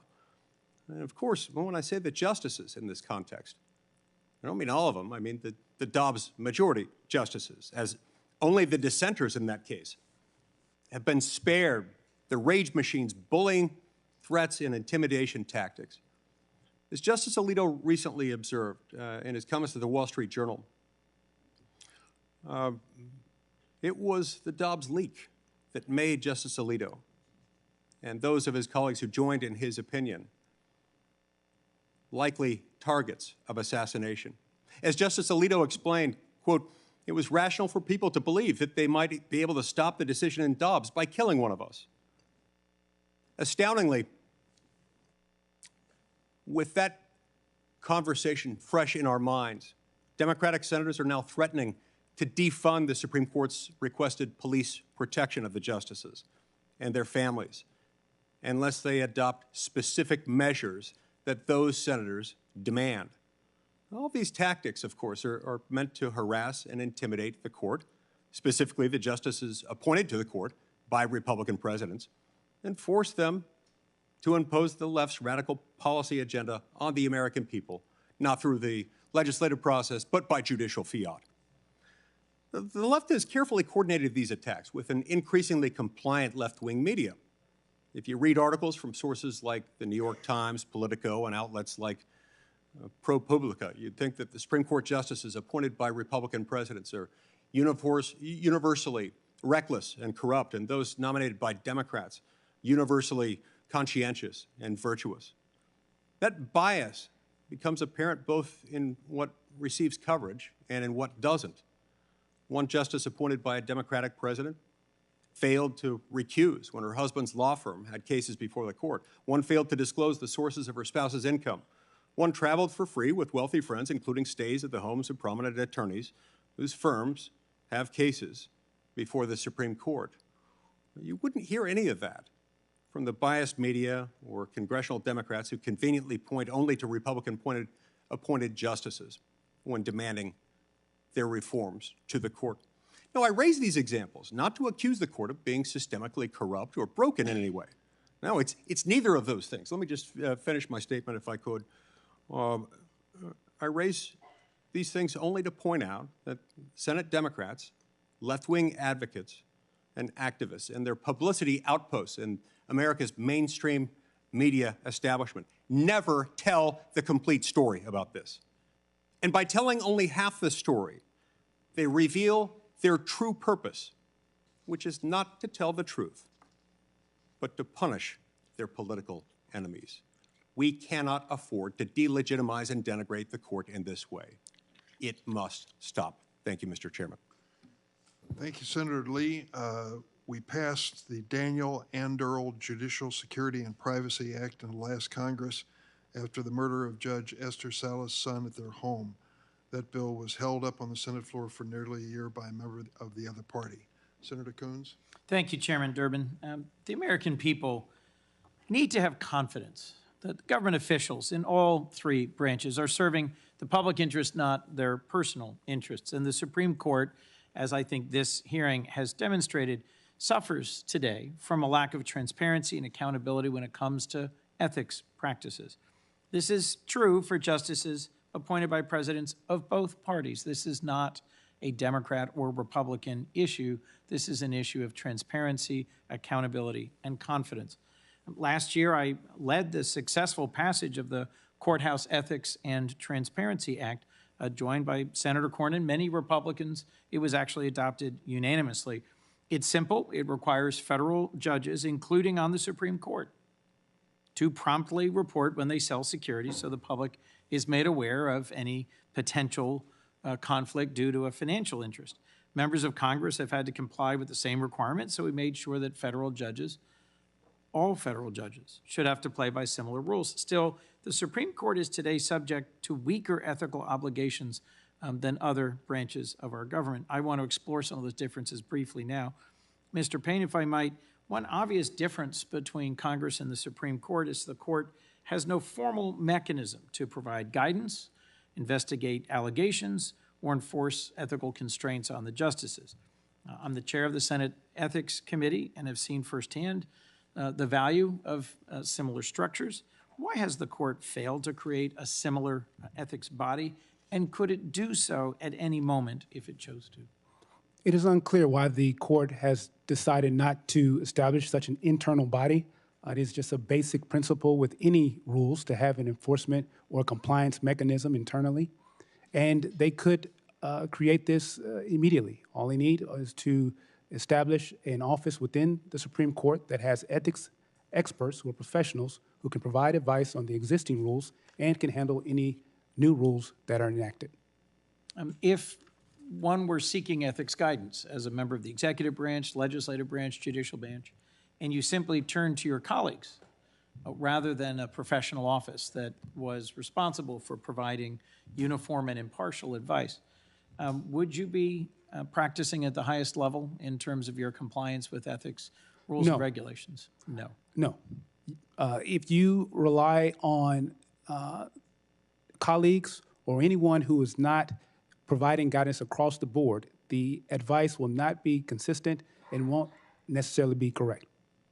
In his response to this committee, to the letter from the chairman, Chief Justice Roberts noted the Supreme Court adopted a resolution in 1991 to comply with the Judicial Conference's financial disclosure regulations.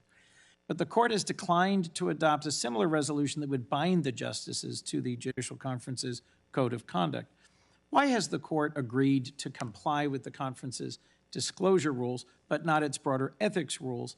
And could the justices easily bind themselves to the Code of Conduct if they so chose? It is unclear why the justices decided to only bind themselves with the regulations. However, I point out that the Ethics in Government Act applies to the justices, so they really don't have the option to opt out. But they could easily establish a code of conduct for themselves to have rules that are applicable to them and can be enforced. And is there any significant distinction among the other members of the Article III federal judiciary in terms of their report requirements, their disclosure, and their ability to have their conduct reviewed by an independent and impartial enforcement body? Is there any variation among the rest of the Article III judiciary?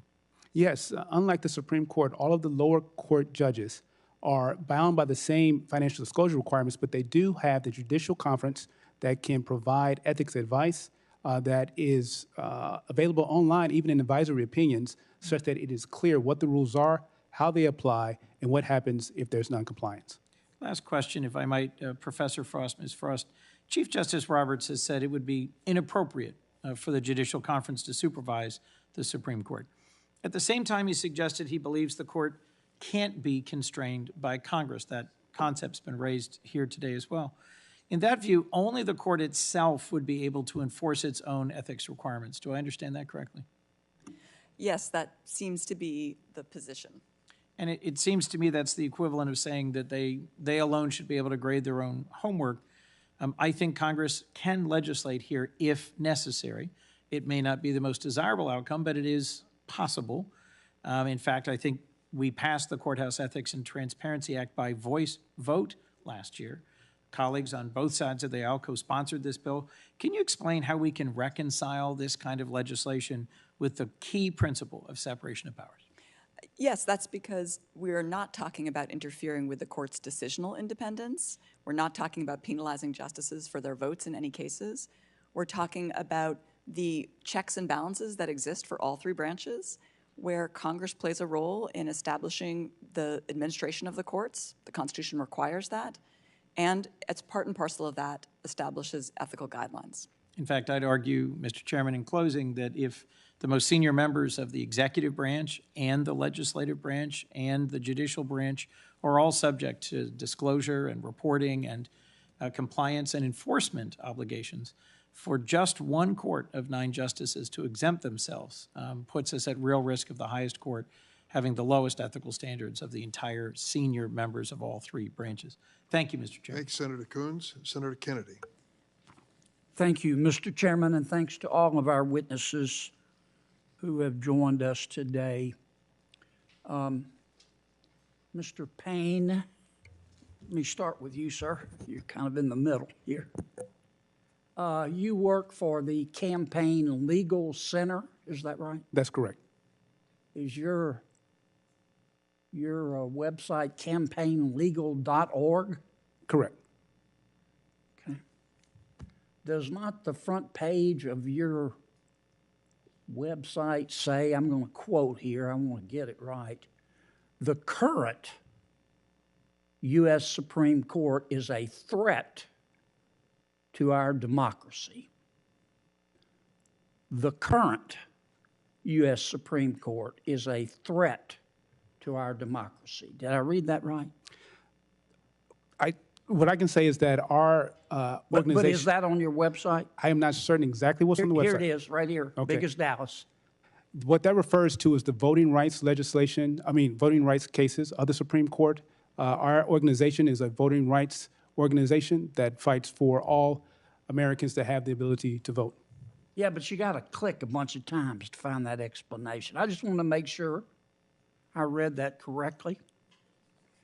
A few months ago, Mr. Payne, you retweeted the following statement. Some justices are politicians in robes who thrive in a system where access and influence are for sale. Some justices are politicians in robes who thrive in a system where access and influence are for sale. Now, that's a pretty bold statement. I'm sorry, Senator, is that a news article? No, sir. That's a retweet here. You tweeted this out. Tell me which justices are for sale. I don't recall that tweet, but... Here it is. November 21, 2022. Can you tell me which justices are for sale? No. Are any of them for sale? No, the problem is that the American public has a perception that some justices may be. I'm going to establish the point first. I want to know, you tweeted this out. Do you believe that some justices are for sale? And if so, which ones? No, Senator, I do not believe that justices are for sale. Then why'd you tweet this out? Can you provide more context of what that is? I'll get you a copy, but here it is.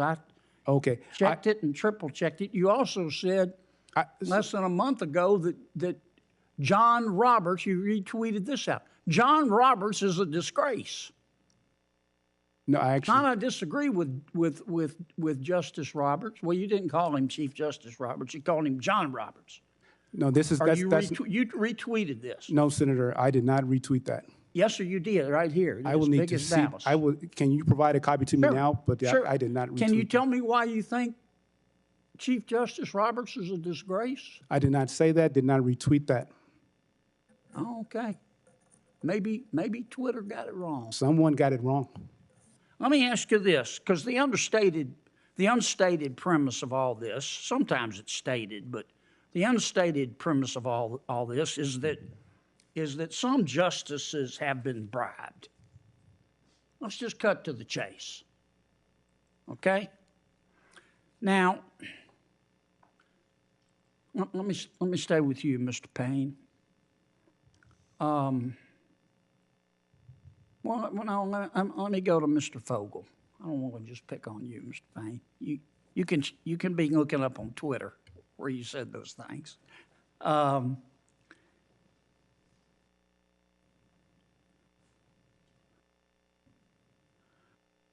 April 4th, 2019, the American Civil Liberties Union paid for Justice Sotomayor's trip to San Juan, Puerto Rico.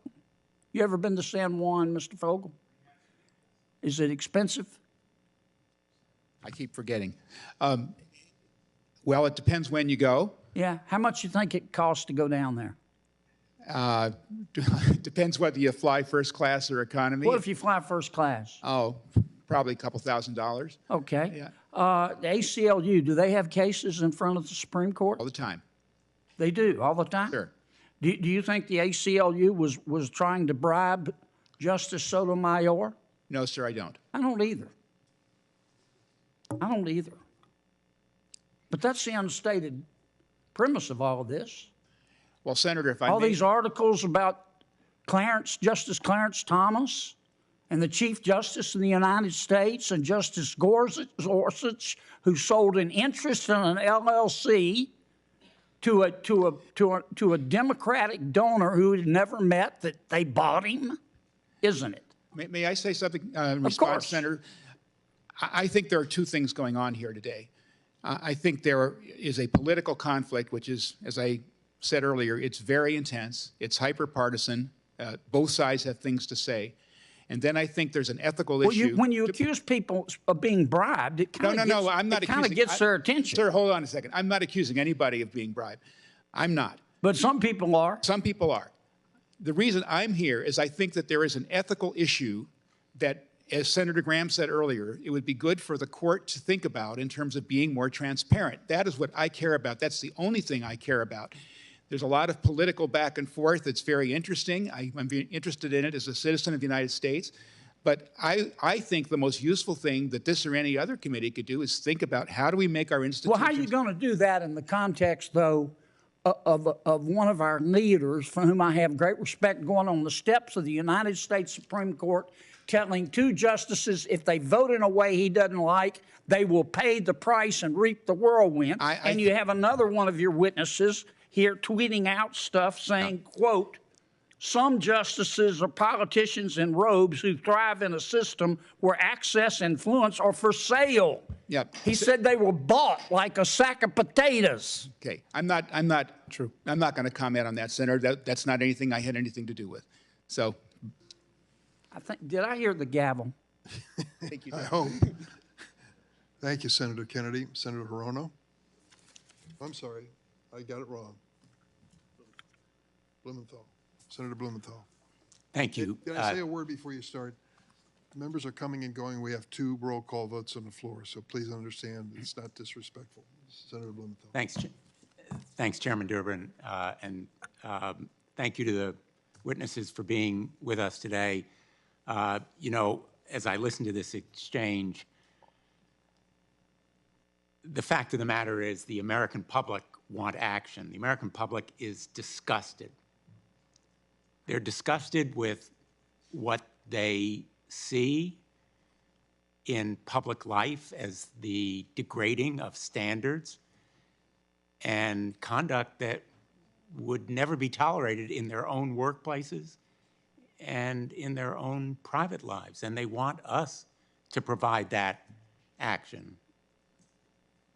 The public confidence in the United States Supreme Court has plummeted. We can go back and forth as to what the cause is, but a lot of the American public are increasingly seeing the justices as politicians in robes, and now, after the revelations about Justice Thomas, as corrupt politicians in robes. They want an investigation. They want the truth. And the ones who are victims here are not only the American public, they're the judges themselves at the lower courts. Year in and year out, federal district court judges, appellate court judges are filling out those forms rigorously, accurately. And now, the nation's highest court is seeming to put itself higher than the law. And that is unfair to the other judges who are playing by the rules. And in fact, it is tarring the entire judiciary, undermining that branch of government that has no armies, no police. All it has is its legitimacy. If you undermine that legitimacy, confidence, and trust the American people, there's nothing left of our judiciary. And the greatest democracy in the history of the world, protected by judges who are supposed to be independent and partial, is going to suffer irreparably. That's why I think we need a proper investigation. It should be done by the Department of Justice, because there are allegations of criminal wrongdoing here, violations by Justice Thomas of the disclosure laws, incomplete, inaccurate reporting, as well as non-disclosure. And in the absence of an investigation by the Department of Justice, we have a role to play in Congress. But the judges have a role to play, too, in protecting themselves. And what Chief Justice Roberts has done in refusing to come before this committee is judicial malpractice. It is a disservice to the courts, to his colleagues who sit there every day, sometimes in danger physically, and always under the microscope of public scrutiny. So I think judges ought to be angry about this crisis of legitimacy that is enveloping the Supreme Court, because it affects our entire judiciary. And I want to ask Judge Fogel, in your experience, although you're a retired judge, my view is judges should be angry and fearful. Do you agree? Let me answer your question this way, Senator. First of all, I said earlier, and it's true, I have a lot of respect for Chief Justice Roberts. He certainly was a great guy to work with for the 7 years I worked with him. And I think his intentions are good. I think that the rank and file judges to whom you alluded earlier have often felt that they would like the court to be a little bit more robust in asserting itself in this area of ethics and transparency, that it has been not forthcoming in some ways that I think it could be. I'm not saying that there's anything wrong. I'm not here to be partisan. I'm not going to get into that debate. But I think that it would be good for public confidence. It would be very good for public confidence, and for the confidence of the judicial rank and file that you were talking about, if the court were more assertive in standing for ethical compliance. And I think this is on the court. I think the court can do it. I think they've got some really smart people. I think there are ways that they can do it that don't compromise their decisional independence or their institutional independence. And I think some judges are frustrated that that hasn't happened. I agree. I've talked to a number of judges who are more than frustrated. They are livid.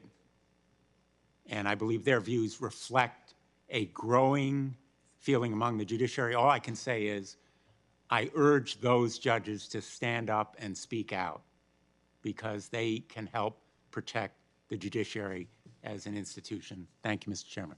Thank you, Senator Blumenthal. Senator Cruz. In 1991, Justice Clarence Thomas appeared before this committee in one of the most disgraceful performances by the Senate Judiciary Committee in our nation's history. Justice Thomas rightly described the treatment he got from then-Chairman Joe Biden and Senate Democrats as a, quote, high-tech lynching.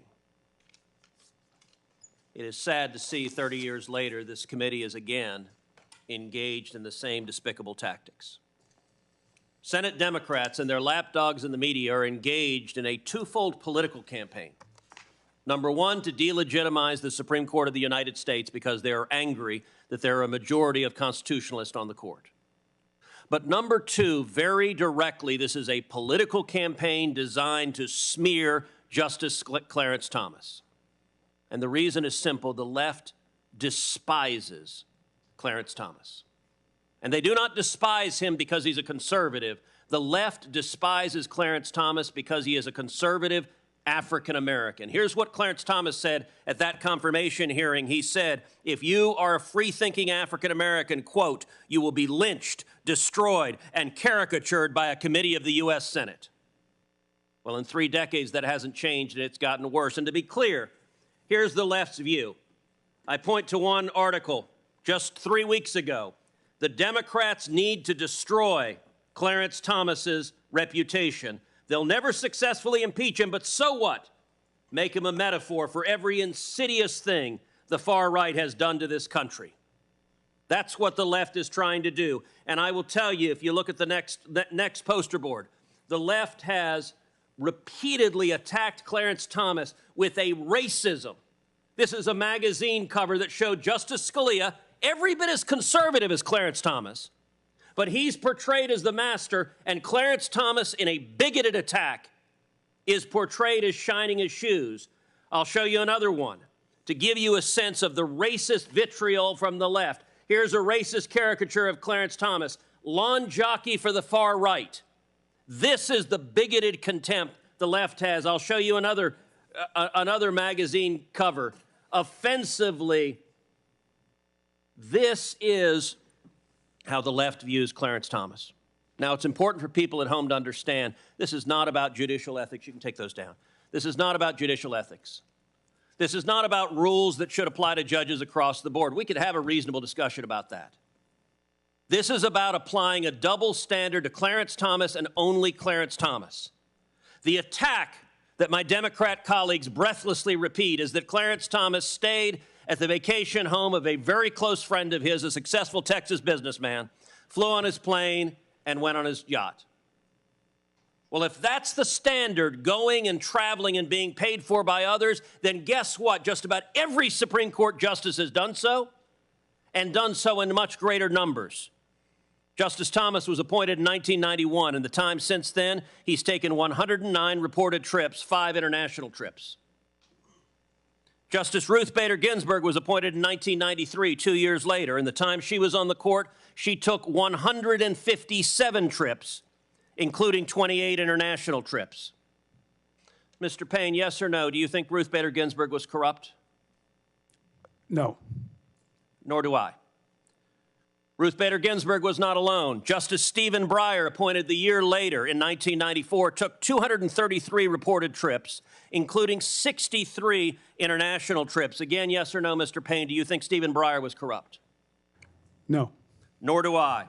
I would point out Justice Kagan has done the same thing, Justice Sotomayor has done the same thing, and yet none of my Democrat colleagues care, because this is a political attack directed at a justice they hate. And by the way, let's spend a moment focusing on Justice Stephen Breyer, a delightful human being, someone I know personally, someone who served decades on the court. Justice Stephen Breyer repeatedly traveled on the penny of a prominent Democratic billionaire, the Pritzker family. Now, J.B. Pritzker is the Democrat governor of the state of Illinois, from which our chairman hails. I would be shocked if the chairman of this committee has not had multiple meals with the Pritzker family. Justice Breyer was a longtime member of the board that awarded the Pritzker Architecture Prize. Now, what did that mean? That meant Justice Breyer traveled on the dime of these Democrat billionaires. In 2019, Justice Breyer traveled to New York City, to Vancouver, and Paris. In 2018, Justice Breyer traveled to Ireland and Spain. In 2016, he traveled to New York, Spain, and France. In 2013, he traveled to Norway, Sweden, Denmark.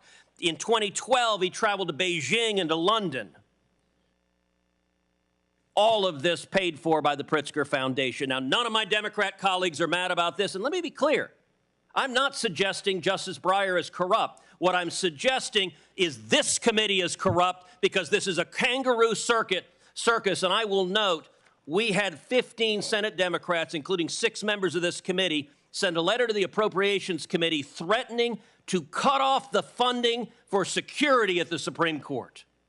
The left is willing to threaten the lives of the justices. Justice Samuel Alito this weekend in the Wall Street Journal said that the attacks directed at the justices are making them targets of assassination. This is disgraceful. Every senator who signed this letter should be embarrassed. Mr. Chairman, I ask unanimous consent that this letter be admitted into the record, and also that the interview with Justice Alito from this weekend be entered into the record. Democrats can have disagreements based on law, but this attempt to delegitimize the court, this attempt to personally smear Clarence Thomas is dishonest, and everyone in the media echoing it is participating in a shameful reprise of 1991's high-tech lynching.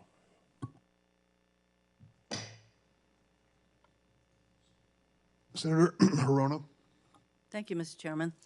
We have heard that every other federal judge, members of Congress, and legislative and executive branch employees are all bound by strict ethical rules. But this extends beyond government into the private sector, where employees from the CEO to the sales floor are subject to strict codes of conduct. For example, Home Depot tells all its employees that a conflict occurs when their private interests even appear to interfere with the company's interests, and that the perception of a conflict by others can be just as damaging. Home Depot makes clear that gifts of personal travel for an associate or an associate's family member are never allowed. Ally Bank explains that even gifts from personal friends can appear to be improper if the friendship resulted from a business relationship involving the bank, or the perceived purpose relates to business involving the bank. The bank tells its employees to ask themselves the following questions in evaluating gifts. Does the person or entity frequently provide or offer gifts to me?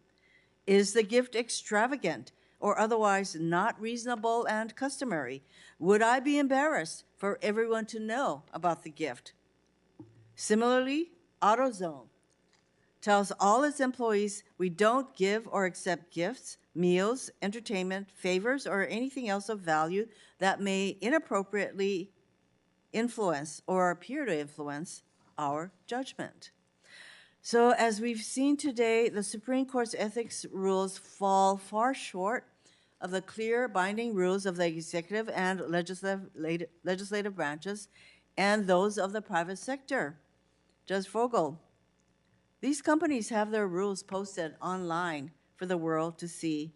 Wouldn't it help restore faith in the Supreme Court if it too had a set of explicit binding ethical rules available for the world to see? Yes, I completely agree, Senator. I think it would. In the Code of Conduct for United States judges, which all the other federal judges follow, is online.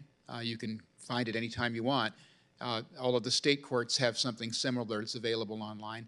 And I think it's potentially very reassuring to the public, particularly given all of the political back and forth. So yes, I think the answer is yes. Thank you. Professor Frost, the Supreme Court has a huge impact on the daily lives of every single American. For example, the ruling in Dobbs that overturned Roe has led to chaos in our country over reproductive care. The decision gutting the Voting Rights Act have resulted in over a dozen states enacting laws making it harder and harder to vote. Supreme Court decisions have also sanctioned unlimited corporate spending in elections, and diminish the quality of the air we breathe. Professor Frost, shouldn't a group of individuals with such immense power be held to at least the same ethical rules as all other judges? Yes, I agree.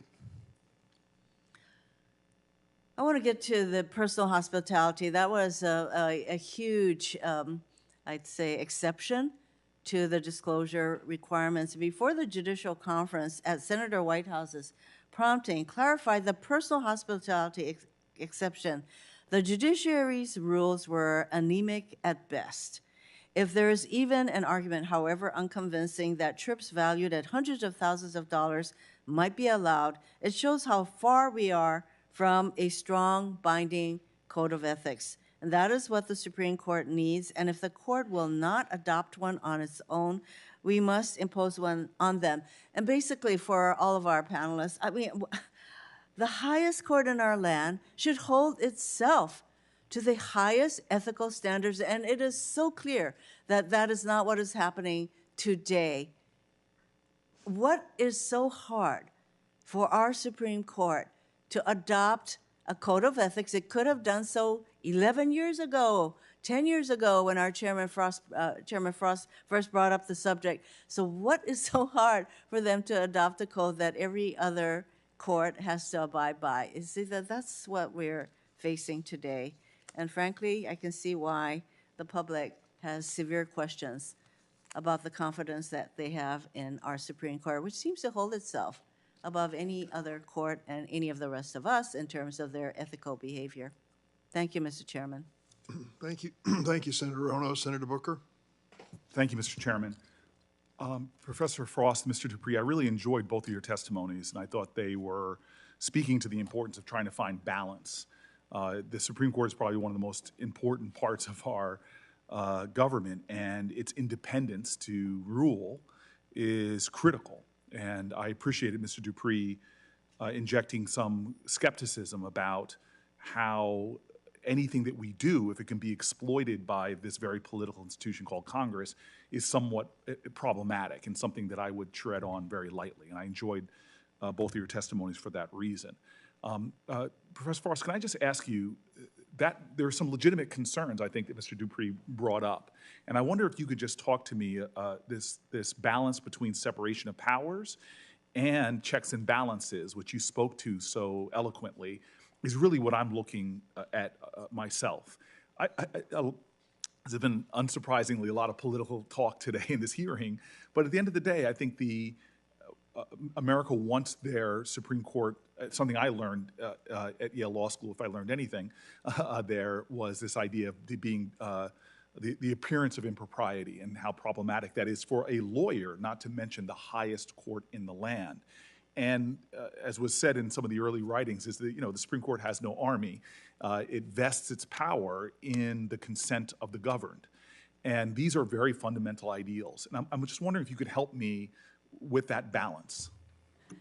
Yes, and thank you for the question. So I hear Mr. Dupree's concern that we would not want ethics rules to be used as some way in which to penalize justices for their decisions. And in fact, I started my testimony by saying decisional independence is vital. But I actually think it's the absence of ethics rules that is harming the courts and leading to the problems we see today in terms of public perception. If ethics laws were strengthened or passed by this Congress, they would apply to all the justices. If there was more transparency in the court and its process for dealing with ethical problems, then we wouldn't have certain reporters publicizing certain justices' problems. We'd have transparency about each and every justice, whether they were abiding by the rules and what should happen next. So I think it's the absence of laws that is leading to the problem of political attacks on justices. If we had better legislation, we'd see less of that. And what about concerns you would have when we enter into this space that is not something we regularly do in writing this legislation? What are some of the reasonable concerns that you would have about how that legislation is narrowly tailored to the end that we are looking for? Well, so first, and I think this is in the proposed legislation, it would be best for the Supreme Court itself to draft a code of conduct for itself. I agree with others on this panel who have said that the code of conduct for the lower courts, which the Supreme Court says it follows or uses as guidance, it maybe needs to be tweaked or changed in various ways to deal with the unique nature of the Supreme Court. So the Supreme Court itself should come up with a code that it drafts for itself, but legislation could tell the court, you must do this now, because we've been waiting since Elena Kagan testified that in 2019 they were seriously considering doing it, and they have yet to take action. It's almost stunning that they haven't, to me.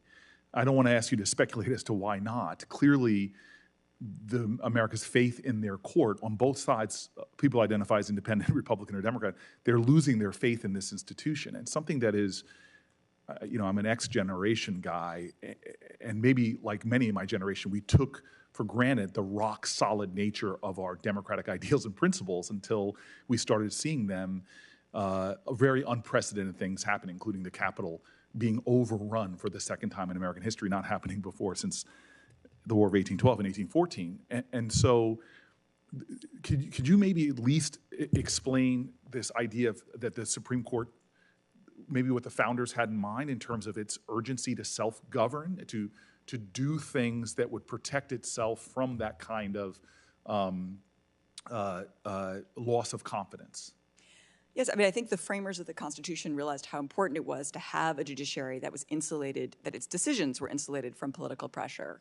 But equally, the framers realized that they would want Congress to play a role in the establishment of the courts, the lower courts, which are at the Congress's choice to create them, and the Supreme Court, which must exist but does not control most aspects of its administration, like its size, like the quorum requirements, like when it meets. Even significant aspects of its jurisdiction are controlled by Congress as the framers intended. And what they intended to do was have Congress ensure that the courts run effectively to serve the nation's interests. And that's what this legislation And so the last point I want to make, which is something that, again, in all my studies of the founding of our country, this worry about concentrations of power, this worry about the corruptibility of officials should they not have checks and balances. We have seen that writ large in our society in the other branches of government, how corruption happens. Because you get elected to the Supreme Court, you are not beyond the corrupting influences of our society, which are often revolving around enormous influences of wealth. And so could you just give me one more point on if we are going to hand on a democracy stronger than we inherited, or at least as secure, is there some wisdom to glean from the understanding the founders had about the fallibility of the people that hold these sacred offices? Yes, the framers were very clear that there would be partial control of each branch over the other because no one should be unaccountable, and ambition must counteract ambition, as James Madison put it. Thank you very much. Thank you. Thanks, Senator Booker. Senator Hawley. Thank you very much, Mr. Chairman. Thanks to all of the witnesses for being here. I want to talk about this letter that I think 11 Democrat senators signed, dated March 31st, 2023. It's to members of the Appropriations Committee. I'm just looking here at the signatories. It includes quite a number of members of this committee, as well as others. This is a very interesting letter to me, and I just want to look a little bit at some of the language and what these senators are asking for. They say that Congress ought to impose a code on the Supreme Court. They say Congress has broad authority to compel the Supreme Court to institute reforms. Compel. And then they go on and say Congress's appropriations power is one tool for achieving these changes. Compel. Now, we're going to compel the court. We're going to use the appropriations power. How to do it? Well, they're very specific. Congress should withhold appropriations. Withhold appropriations. And then they go on to say nothing stops Congress from treating the judiciary any differently than any other entity of government when faced with judicial recalcitrance. So here we have judicial recalcitrance. These darn judges won't do what we tell them to do, so we're going to compel them to do what we want, and we're going to use the appropriations power. All right, what appropriations? Well, they ask for $10 million to be withheld. That's an interesting number to me. $10 million. $10 million. Why $10 million? Well, let's have a look at the Supreme Court's 2024 budget request. What do we see? Well, we see $4 million of requests for security funding from the CHIPS Act. $4 million. Then we see an additional $6 million of more security funding that the court is asking for. This is their 2024 budget request. The Supreme Court is asking for $4 million in security funding from one source and another $6 million over and above. 4 plus 6 equals 10. $10 million of security funding that the court is specifically asking for this year in their budget request. And that just happens to be, magically, the exact same number that my Democrat colleagues want to deny the Supreme Court unless they stop their judicial recalcitrance and submit to the compulsion of this body. So, in other words, the threat is we will deny you security unless you do what we want. Let me say that again. We will deny you security unless you do what we want. We had an assassin come to the home of Justice Kavanaugh and try to murder him. We have had credible threats on the lives of other justices. And now members of this body say, we will deny you security for you, your families, your children, unless you do what we want. Extraordinary. Extraordinary. Judge Mukasey, can I just ask you, longtime distinguished jurist, former Attorney General of this country, do you think it's appropriate to threaten the security of justices of the United States and their families in order to get them to comply with the wishes of this body? No. Have you heard of something like this being done before? I have not. I haven't either. And I have to say, at a time when we have had 3 different credible assassination attempts or threats against justices, we still have people illegally going to the justices' homes to attempt to influence their decisions in cases. No one has been prosecuted for those violations. We have constant threats and danger to their children. We had radicals post publicly the school location of one of the justices' children. And in that context, to say that we will deny them millions of dollars in security funding unless they do what this body wants, I think is the height of irresponsibility. And frankly, I can't believe that I'm seeing it. I guess it's just of a piece with what we've seen from the majority leader, who said that, what was it? Schumer, he said Kavanaugh and Gorsuch, that you will reap the whirlwind. Well, I guess we're reaping the whirlwind now, that they're just on their own unless this judicial recalcitrance stops. I hope that we don't have to see another assassination attempt. I hope we don't have to have a justice actually killed before this body will take judicial security seriously and stop its attempts to coerce an independent branch of government. Thank you, Mr. Chairman. Since the assertion has been stated and repeated here, I want to make it clear that was the Democrats who led the charge to pass the Daniel Anderl Judicial Security and Privacy Act last Congress after the taking of the life of Judge Esther Salas' son at their home.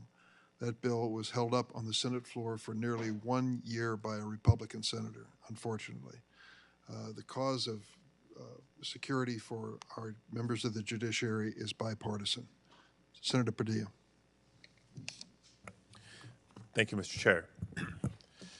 Continuing this important and timely dialogue, as the Supreme Court itself stated in Buckley v. Vallejo, quote, of almost equal concern as the danger of actual quid pro quo arrangements is the impact of the appearance of corruption, end quote.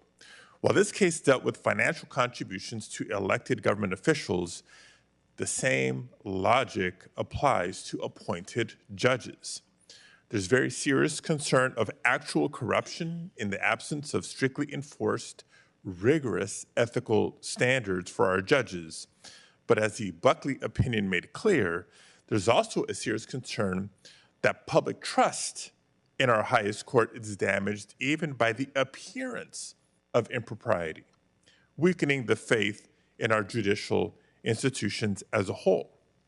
Now, what's more, as a former federal judge and advisor to Vice President Mike Pence, speaking of Mike Ludwig here, he said in a statement to this committee, not some far left or whatever tagline some of my Republican colleagues would assign to Mr. Ludwig, He said, quote, this is emphatically not a partisan political issue and must not become one, end quote. And I agree. This is an issue of importance to all Americans. My first question is this, and I'll address it to Professor Frost. Can you explain the effect of when judges take actions that call into question their own ethical standards and how that impacts public faith in the courts?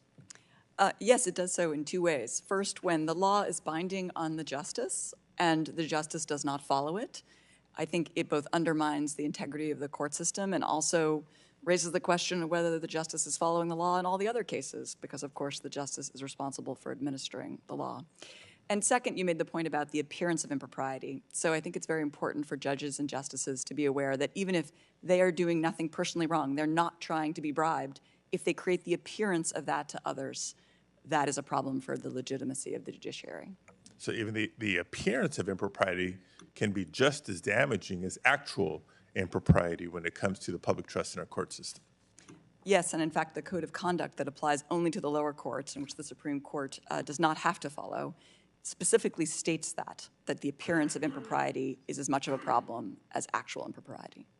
So speaking of, according to federal statute, all judges are required to recuse themselves when they either have a financial interest in the outcome of a case or where there's otherwise a strong possibility that their decision could be biased. The Chief Justice, along with some of today's witnesses, argue that the Supreme Court cannot be subject to sensible, robust recusal rules because the Constitution demands that all 9 sit, and recusal would invite gamesmanship over which justices might hear a case. That's the argument anyway. I'll address this question to Mr. Payne. Is it accurate that 9 justices always make decisions together? No, sometimes justices recuse and all 9 are not active on a case, but I also will point out the important point that recusal does not necessarily mean that the judge has to get off of a case if you have a procedure where the recusal disclosure, that is the rationale for not recusing, is made public, or the decision to recuse is made public. That also can provide what the public is looking for with transparency. So I want to bring together the earlier topic in question of actual impropriety versus perceived impropriety, and now the dynamic of recusal. Back to Professor Frost. Bloomberg recently reported that Harlan Crow, the billionaire Republican donor that gave Justice Thomas hundreds of thousands of dollars worth of gifts and travel over 2 decades, had a financial interest in a case appealed to the Supreme Court in 2005, and that there's no indication that Justice Thomas recused himself from that matter. In your opinion, how does a situation such as this, with the absence of recusal, impact the public's faith and trust in the court system?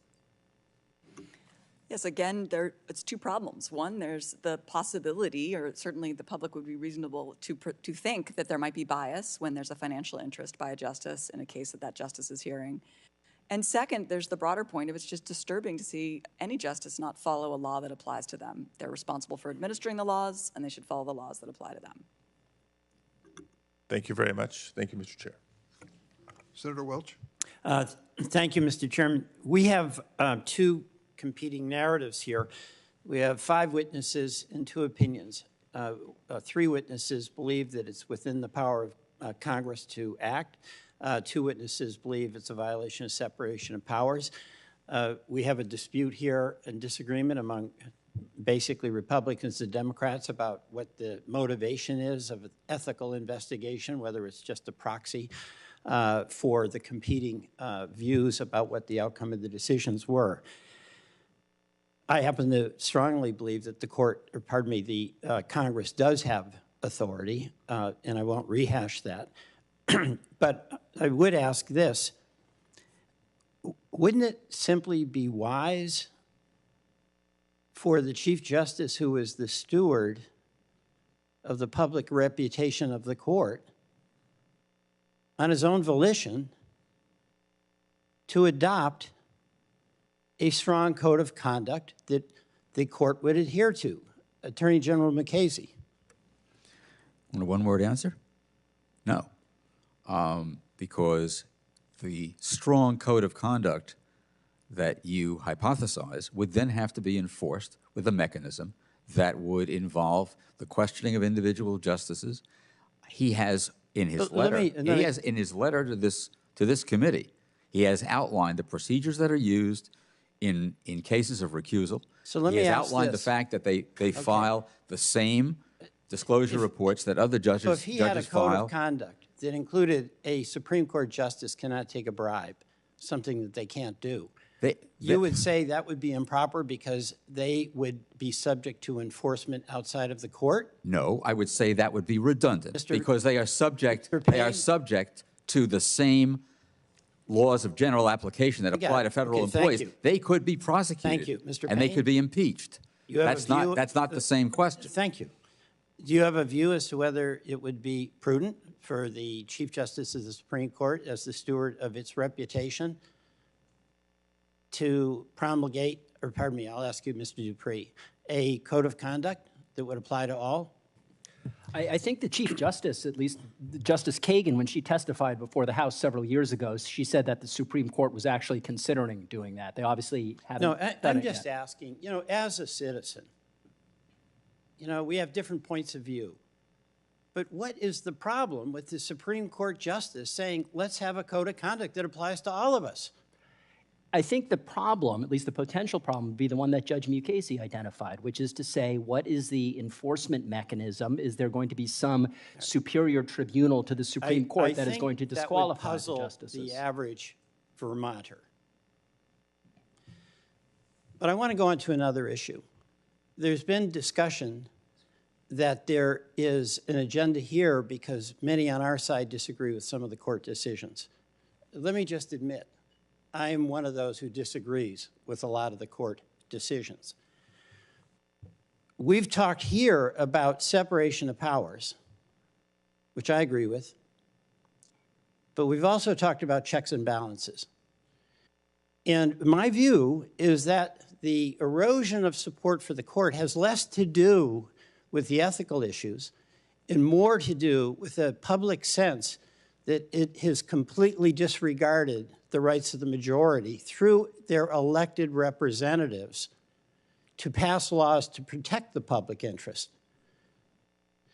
Now, I'll ask you again, Attorney General, the Supreme Court has done this before, in my view. The Dred Scott decision, they said African Americans couldn't be citizens. They said Congress could not legislate against slavery in the territories. And historically, do you agree with that decision? With Dred Scott? Yes. Hell no. Good. But that was the court interfering with the authority of Congress to legislate on what was a majority point of view to start pushing back on slavery. That was the court making a disastrous That's correct. error. And in the Bruin decision, which was where the New York legislature was attempting to protect its own citizens from the violence of rampant gun violence, the Supreme Court said they didn't have authority to do that. And that is completely divorced from what the majority of American citizens want about gun safety. What say you about that?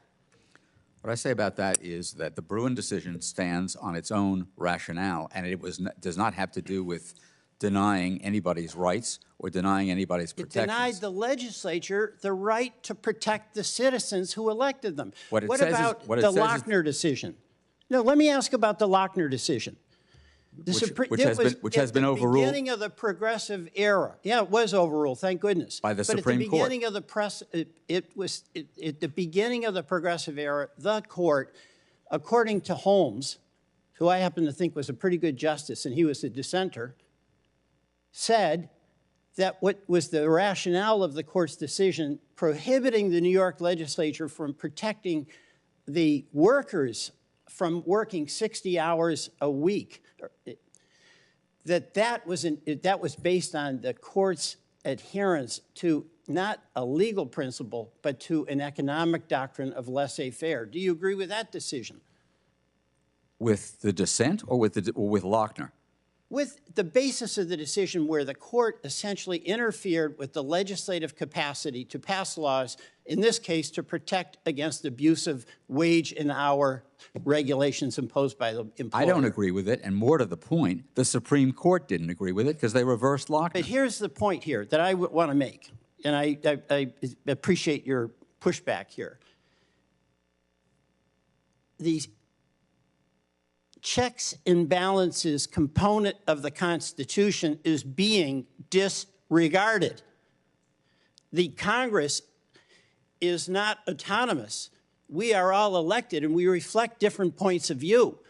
But this Congress, as in the Lochner Congress, as in the Dred Scott Congress, has the authority and the responsibility to act on behalf of the citizens who elected them and not have that impeded by a Supreme Court unless there's something unconstitutional.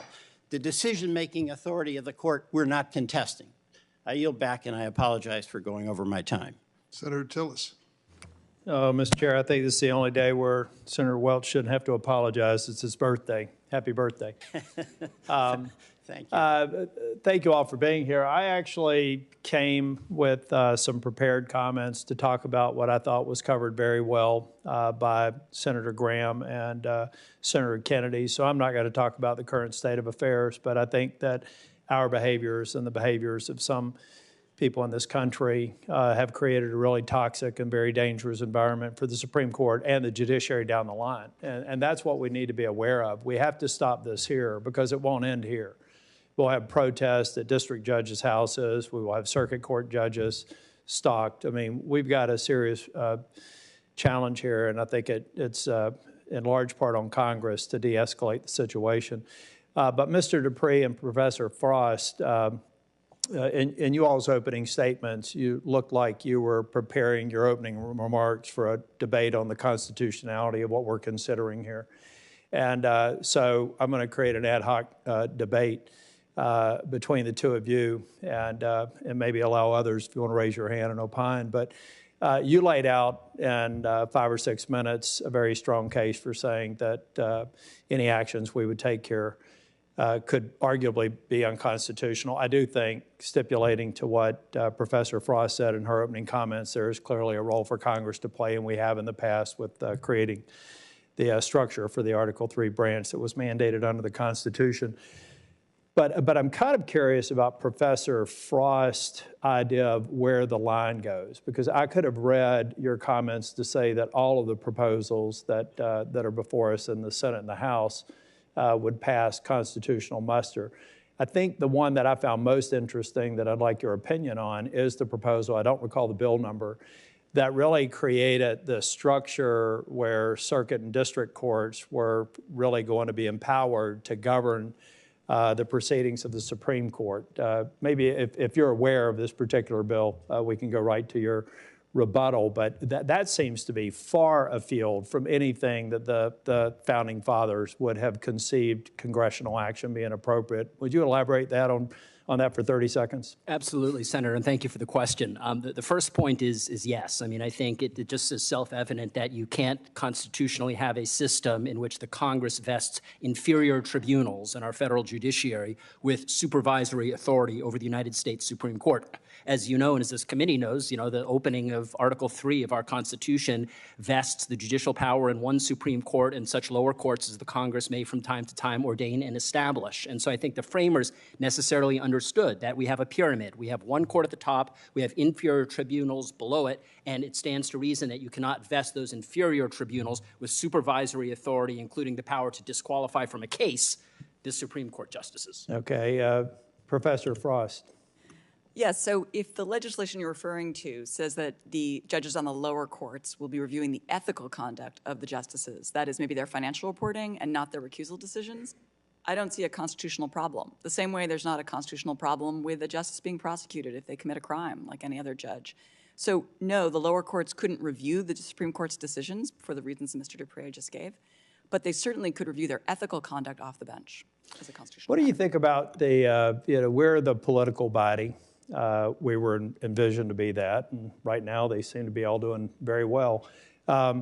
But it would just seem to me that you'd be creating a framework to where the outside could game it and divide the courts. I mean, suddenly you'd have a group of district court judges who would have one agenda that they would be advancing. You would have others another agenda, and probably some of them not unlike what we have here on any policy matter. But it just seems ripe for really seeding the field with the politicization of the court. Starts with ethics, but where does it go from there? Well, I think that's a very serious concern, Senator. I would say in two respects. One is that there's a serious concern that litigants could try to game the system to determine the justices who would be hearing their case. In other words, some of the proposals before the Congress right now would allow third parties to challenge the ability of a justice to participate in a decision. And if that provision were to become law, I promise you, as someone who litigates regularly in the United States Supreme Court, round one of any litigation would be trying to knock out the justices who you think might be opposed to you. That's untenable. Number two, the problem is if you create a system where individuals are incentivized and encouraged to file ethical complaints, I worry that long term that ultimately It'll be a cottage corrode industry. We already have it in other branches of government. It will be a cottage industry. It will be politicized. We will diminish, I think, the integrity of the Article III branch as a result. You know, for my part, I think the exchange of information here may be helpful. What I think is more important is that I think that the Supreme Court and clerks are watching this right now. We have heard examples of instances of behavior at either end of the ideological spectrum that was unacceptable behavior. I, for one, hope that this does nothing more than turn into an oversight hearing, not something that lays the groundwork for congressional action, and that the Supreme Court, who rightfully declined with the concurrence of all justices not to come before the committee, that would be a political circus and almost unprecedented in terms of American history to have a hearing of that nature with the Chief Justice. So I just hope, what I care about most is not your confidence in the judicial system, not necessarily the confidence of any one member here, but a confidence of the American people. And I do hope that this process has been instructive to an Article III branch who should independently, in the same way that I have an office code of conduct that all my staff have to read and affirm every year. I don't know how many Senate offices have that, probably not many. But I think that they could update, refresh, and address the concerns without requiring any congressional action. And if they act in the near term, maybe this committee could be instructive. Thank you for your time. Senator Ossoff. Thank you, Mr. Chairman, and thank you to our panelists for joining the committee today. Judge Fogel, the Judicial Conference has issued a code of conduct which applies to the district and circuit courts, correct? And as I understand it, one of the tenets of that code is that judges should avoid any conduct that can lead even to the appearance of a conflict of interest, correct? That's correct. And why is that important? Because if there's an appearance of a conflict of interest or an appearance of impropriety, then the people who are affected by the decisions that judge or judges make rightly lack confidence in it. They suspect that it's not a fair decision, that there are improper influences. The appearance of a conflict of interest. That's correct. Can undermine public confidence in the integrity of the judiciary, correct? That's correct. Judge Mukasey, putting aside the question of how such a code of conduct might be applied to the Supreme Court, and I recognize and acknowledge that there are separation of powers and constitutional concerns that need to be carefully weighed in considering the design of such a system. Do you agree with Judge Fogel that the appearance of a conflict of interest can reasonably undermine public confidence in the impartiality of a judiciary, whether it's a district or a circuit or the Supreme Court? Of course, so long as you articulate what it is that appears. People often say the appearance of conflict and feel that that's just kind of a nice vague term that they can use to cover a concern about something else. I think if you allege in particular as to a particular Supreme Court justice that there is an appearance of a conflict or an appearance of impropriety, you have some obligation to articulate what it is that appears. But you agree, Otherwise- forgive me, you agree, Judge McCasey, with the principle Yes. that as for district and circuit court judges, where they are advised and governed in part by a judicial code of conduct through the judicial conference, that they should avoid any appearance of conflict of interest or impropriety because it can reasonably undermine public confidence in the impartiality of a judiciary, that the public could also reasonably, depending upon the facts, lose confidence in the integrity of the Supreme Court depending upon the conduct of justices. Right, and it has to be reasonable. I recall writing on that subject when I was asked to recuse myself because I am a Jew and a Zionist from judging a case involving some terrorists. I refused, and I wrote rather long and elaborately on that topic. That's right, but you did not, Judge McCasey, and I asked this rhetorically, and I know the answer is no. You did not, as a judge, or do not, as a judge, accept foreign travel in the hundreds of thousands of dollars from politically active parties, correct? From politically active? No, I did not.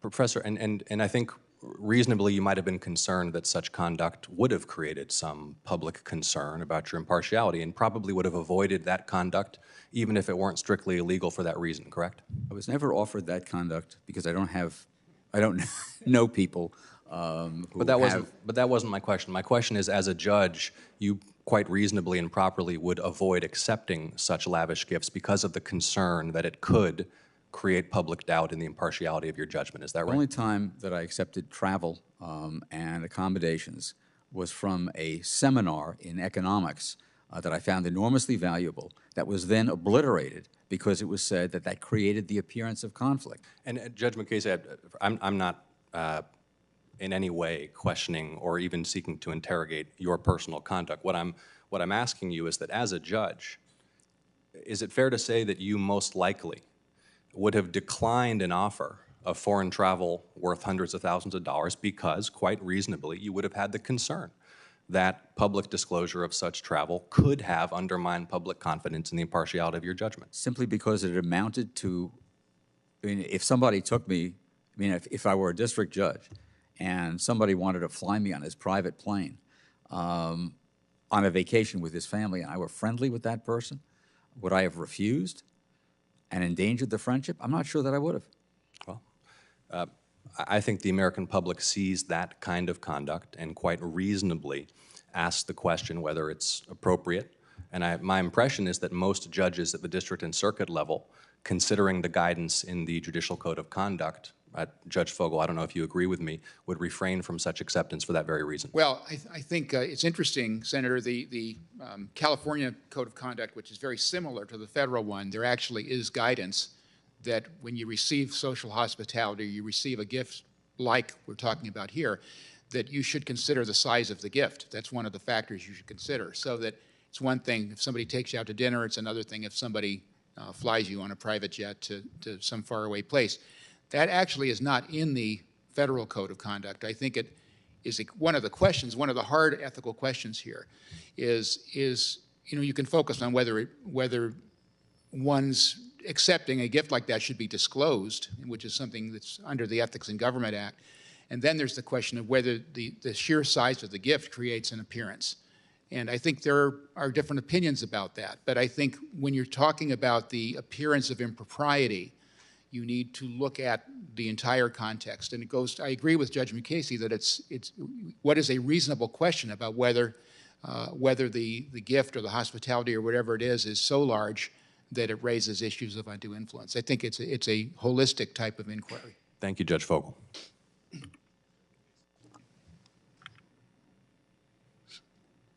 Senator Blackburn. Thank you, Mr. Chairman. Before I begin my questions, I know that a lot of my colleagues have addressed what they see as the hypocrisy of this hearing and the continued effort by our colleagues across the aisle to politicize or smear or delegitimize the Supreme Court. And I find that disappointing, especially when you look at what has transpired in the past year with our justices and the threats, the assassination attempts, the protest outside of their home, simply because people disagree with the decisions that they have reached, and I find it just completely inappropriate. General Mukasey, I want to come to you and talk for a moment about the safety of the justices. And Section 1507, which some of my colleagues have raised today, that section makes it illegal to protest outside of a judge's residence if the intent is to influence that judge's decision-making. And we've heard what the protesters outside of the justice homes were saying post the Dobbs decision. Things like, and I'm quoting some of those, "If you take away our choices, we will riot." And another one they would chant was, "No privacy for us, no peace for you."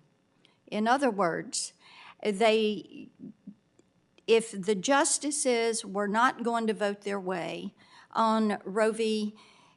and Casey, then the protesters were going to keep the harassment up. And as we have heard, they have done that as they have protested Roe v. Wade, as they have protested the Dobbs decision.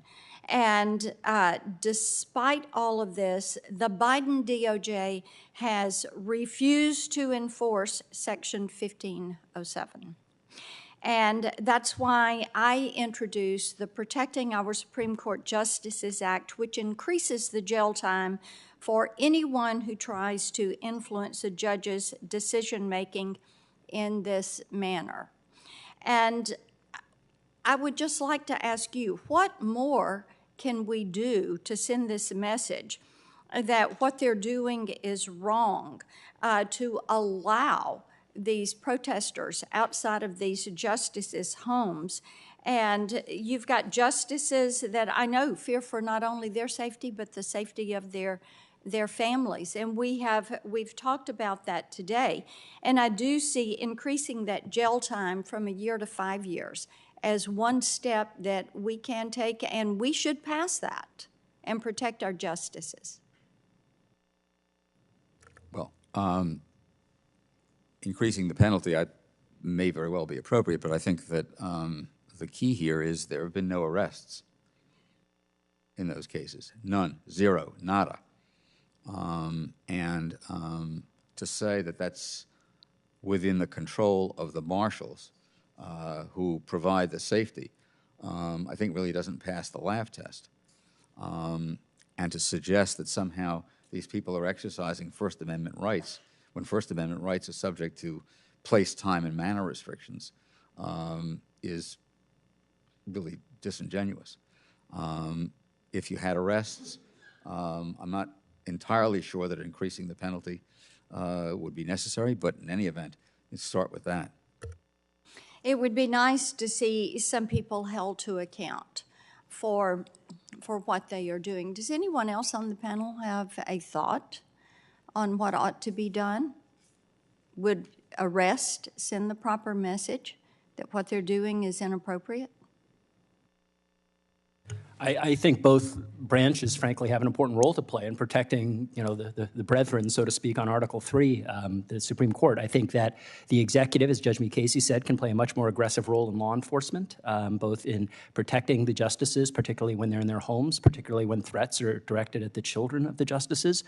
They can make arrests, and they can just basically take those law enforcement responsibilities seriously. I mean, I think we all can recognize that peaceful protest has an honored role in our society. And, you want to protest on the steps of the Supreme Court, that's one thing. But if you're targeting the justices in their home and their children, I mean, that goes well beyond the line of anything. And let me protected. ask you this then. What about Senator Schumer's threat when you heard it? Of course, we've talked about that some today. Do you see that as an ethical breach of conduct of one branch of government to another? Well, I think if you have a United States senator, on the steps of the Supreme Court saying what I think most reasonable people interpreted as a threat to individual justices by name if they don't vote a particular way and vote the way that the senator prefers, that they will, inherit the whirlwind or reap the whirlwind or whatever he said, that's obviously not appropriate. I mean, you can't have a system that functions when you have members of the Senate standing on the steps of the Supreme Court threatening the justices in particular cases. That's right, three co-equal branches, and that's part of the point I think that is so important to make, Mr. Chairman, that we recognize that. Thank you all. Thanks, Senator. Mr. Payne, you've asked for a chance to respond, if I understand it, to questions yes. raised earlier. Yes, just simply clarifying that when Senator Kennedy asked me about tweets that I made, I didn't make the tweets myself. It wasn't my words, but it was pointed out to me that I did retweet a news article that did have additional commentary with that retweet. So I just wanted to clarify that for the record. Thank you.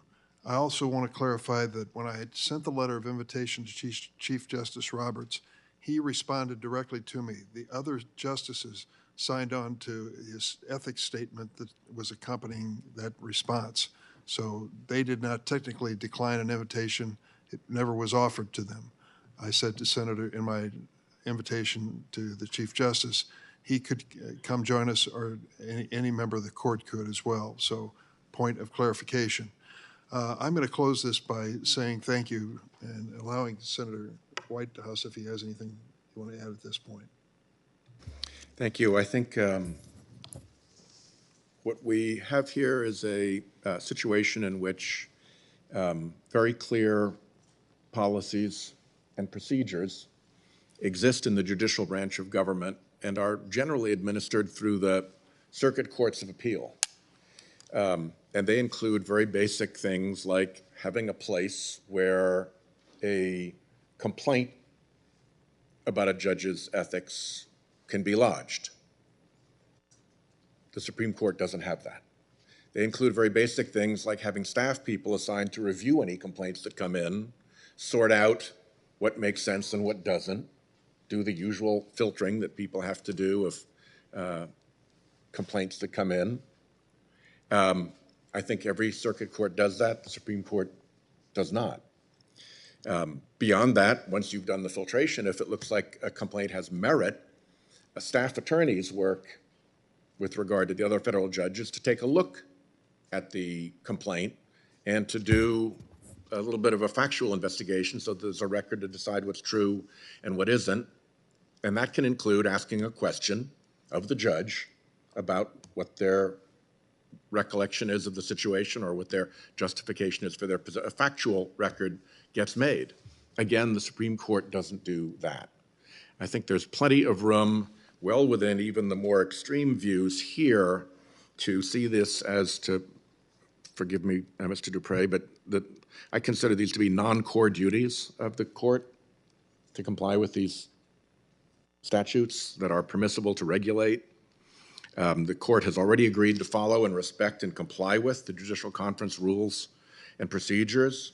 It doesn't seem much to have them also ask, not just comply, but ask, what does it take to comply? And get an answer in advance so they know whether it's complied or not. In fact, that's what the Judge Fogel's Financial Disclosure Committee was set up to do. And to take it another step further, to make the advice that they get, which could perfectly easily be from other judges, it's just advice, public, so that there's a clear contrast between what every other judge has to live by for rules and what the justices arrogate to themselves as the rules that they have to live by. And I'll close by reminding everyone of Ben Franklin's Poor Richard's Almanac, which advised that the best way to show that a crooked stick is crooked is to put a straight